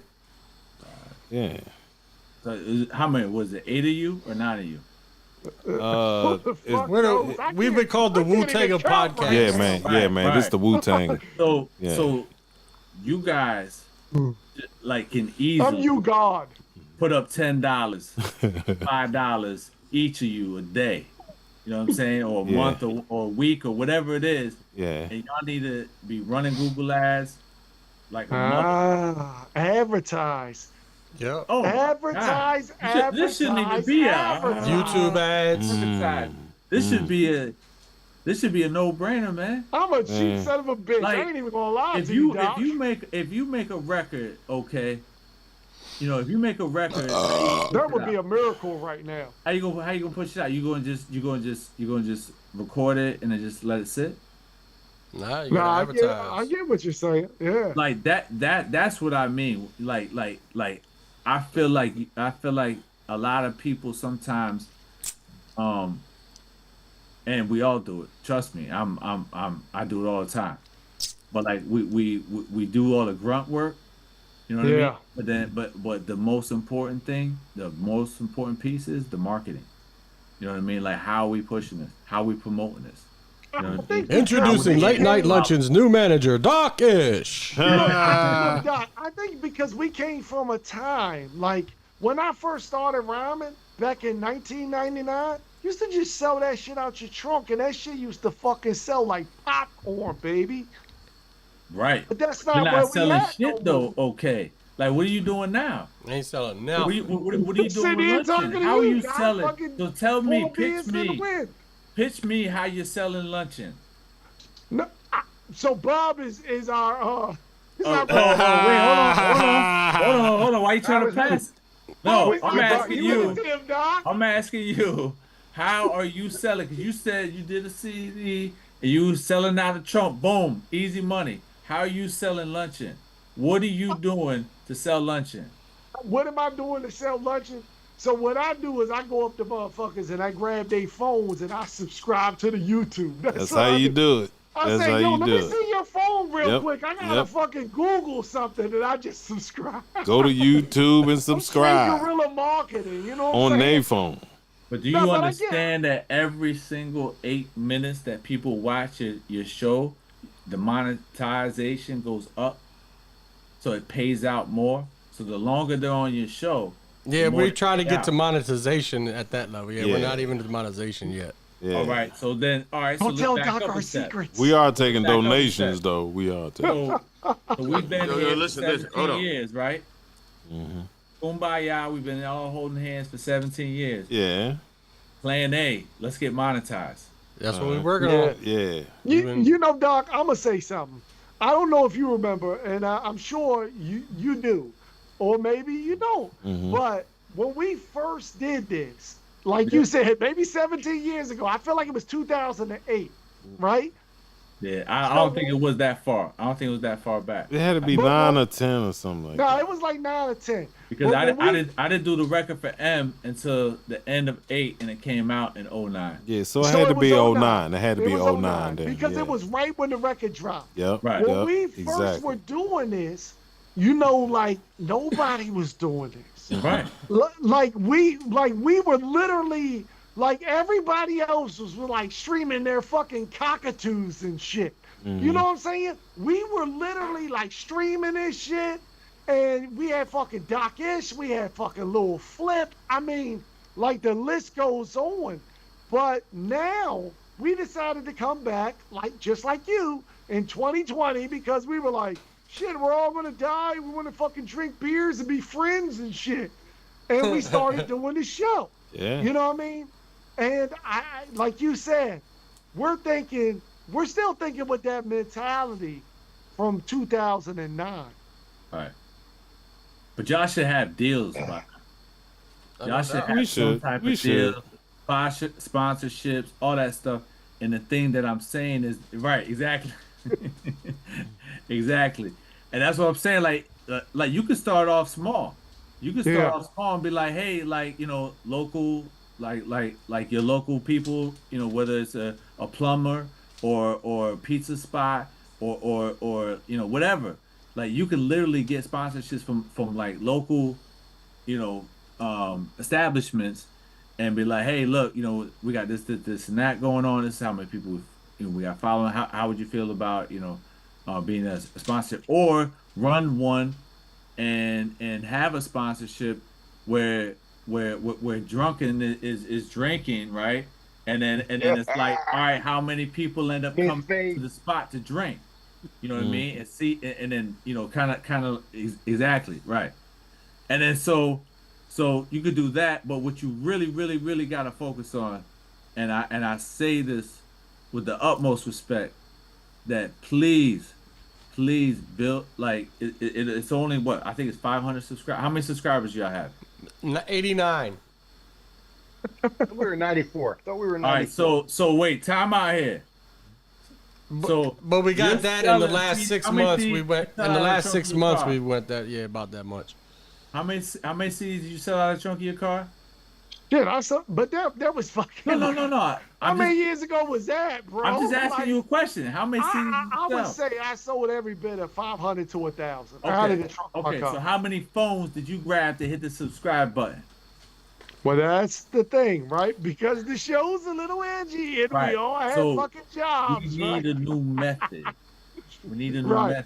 So the thing about it is you take this beautiful show and you put this, and you can do it 2 ways. You can do it on Twitch and you can do it on YouTube to where you monetize both of them, right?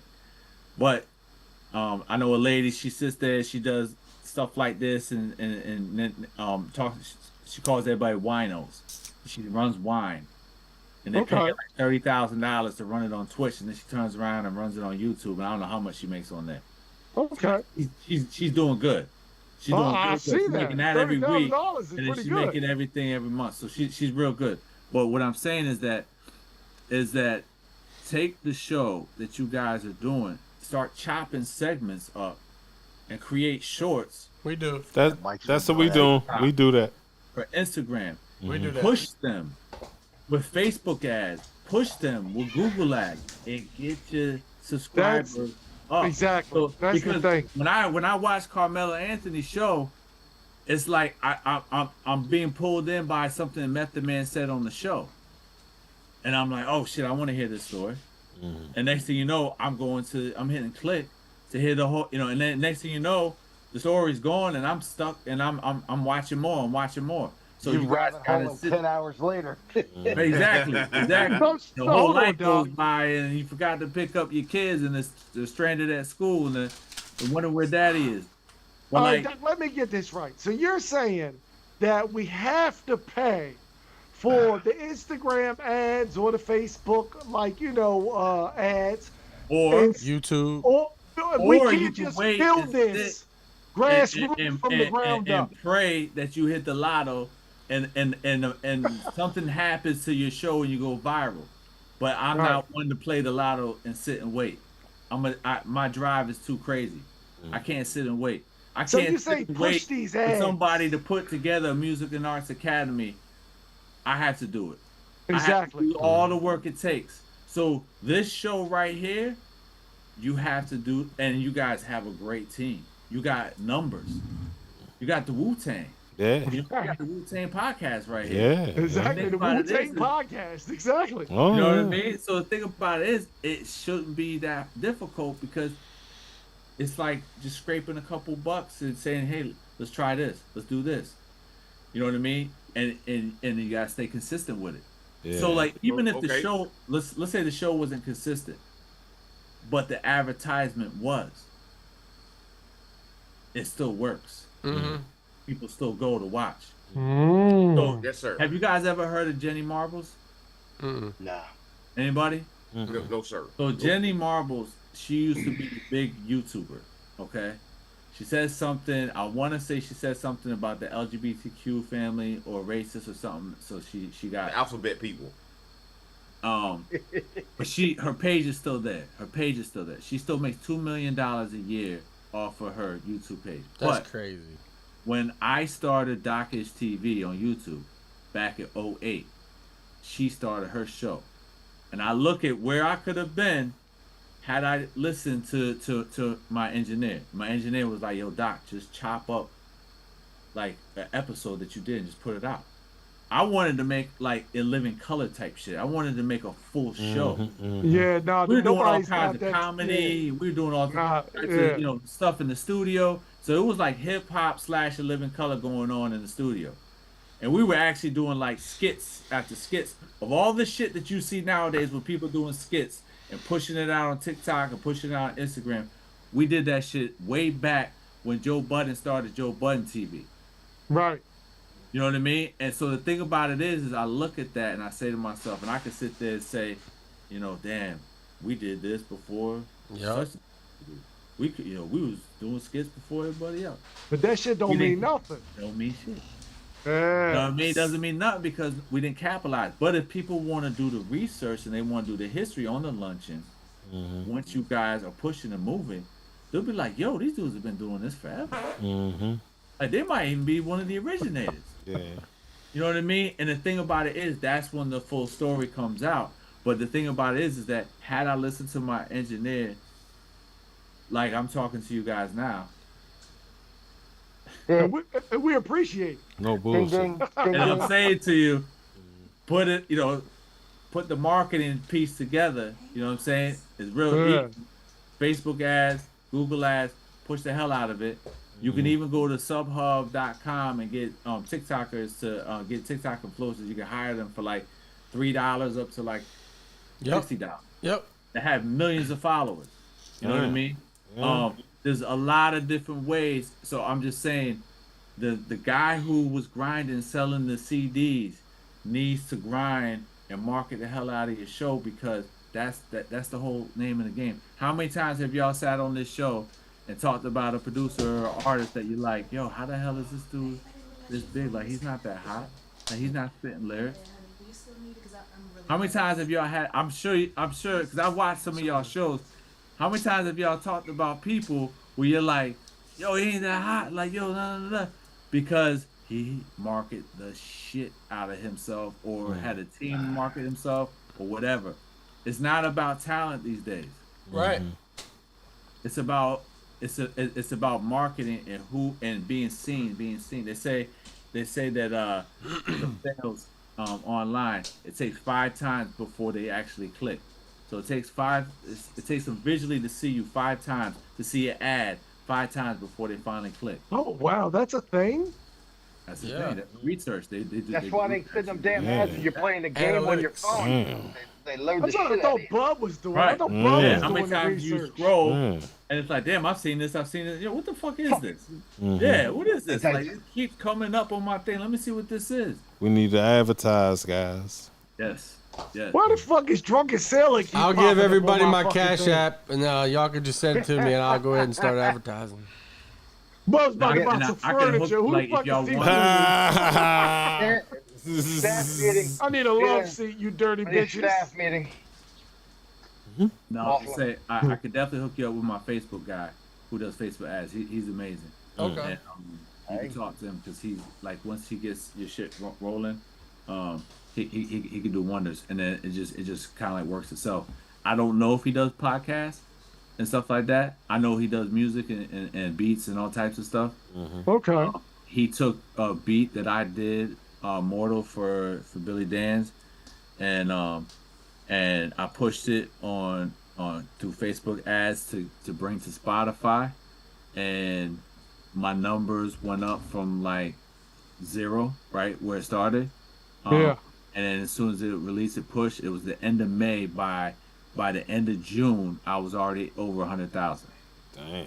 I was already over 100,000 views and gained 80,000 followers. Yeah, wow. Yes, sir. And now, okay, we talking about compensation here, but do we have to pay him like a retainer or a success fee? So that would be something that you guys would have to talk to him about. You know what I'm saying? Like I said, you guys could do it yourself. You know what I mean? But I would,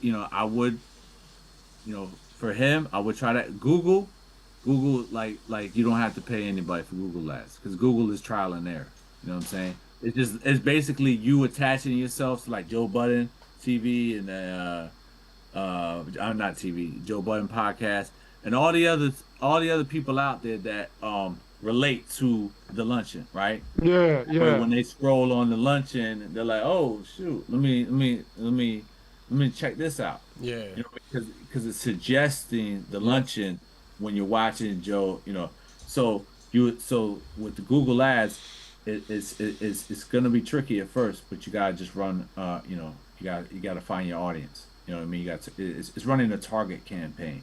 And you gotta target your audience. But you know what I mean? Yes, sir. Like it'll work. You know what I mean? And you will get subscribers. And then you gotta take those shorts and chop them and put them on Instagram, YouTube Shorts, TikTok, Facebook, and just keep pushing that shit. You know what I mean? Just keep pushing it. Okay. You hear that, Skrilla? Oh, I heard him, man. God I want to damn thank it. Doc Ish for coming out tonight. Thank you, man. Doc. He has been a plethora. Thank you so much for coming through. It is the worst time of the night. Show. It's the worst time of the show. It's time for us to go. But I'd like to say thank you so much for Doc Ish for coming through. God damn, boy, this was a good one tonight. Appreciate it, man. Thank you so guys much for having me. Once again, 15 years later. Yes. Overdue. Yes. So listen, man, we will see y'all next week.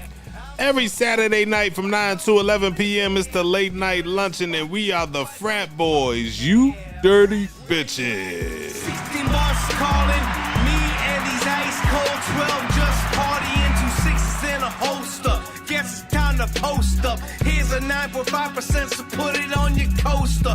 Crush it like a monster, party like a rock star. If you got a drinking problem, I can be a sponsor. A drunk motherfucker who parties like no other. You can't hang, but you'll never be the buckster. But hold up, wait, let's do some shots, everybody. Ask anyone who knows I'm the last to leave the party. The first to get it started, Mr. Fucked Up and Retarded, and highly regarded as a king of the shit. I get fucked up quick, cause only I can do this. You can't outdrink me, so cross it off your list. I'm as drunk as I can get, guess it's time to dip. I'm about to leave and I won't say goodbye, bitch. Well, I'm so fucked up, I don't even care. If you're not as fucked up, I don't. Hey, Cat, yo, I gotta punch out of here, man. I gotta drive up to Baltimore.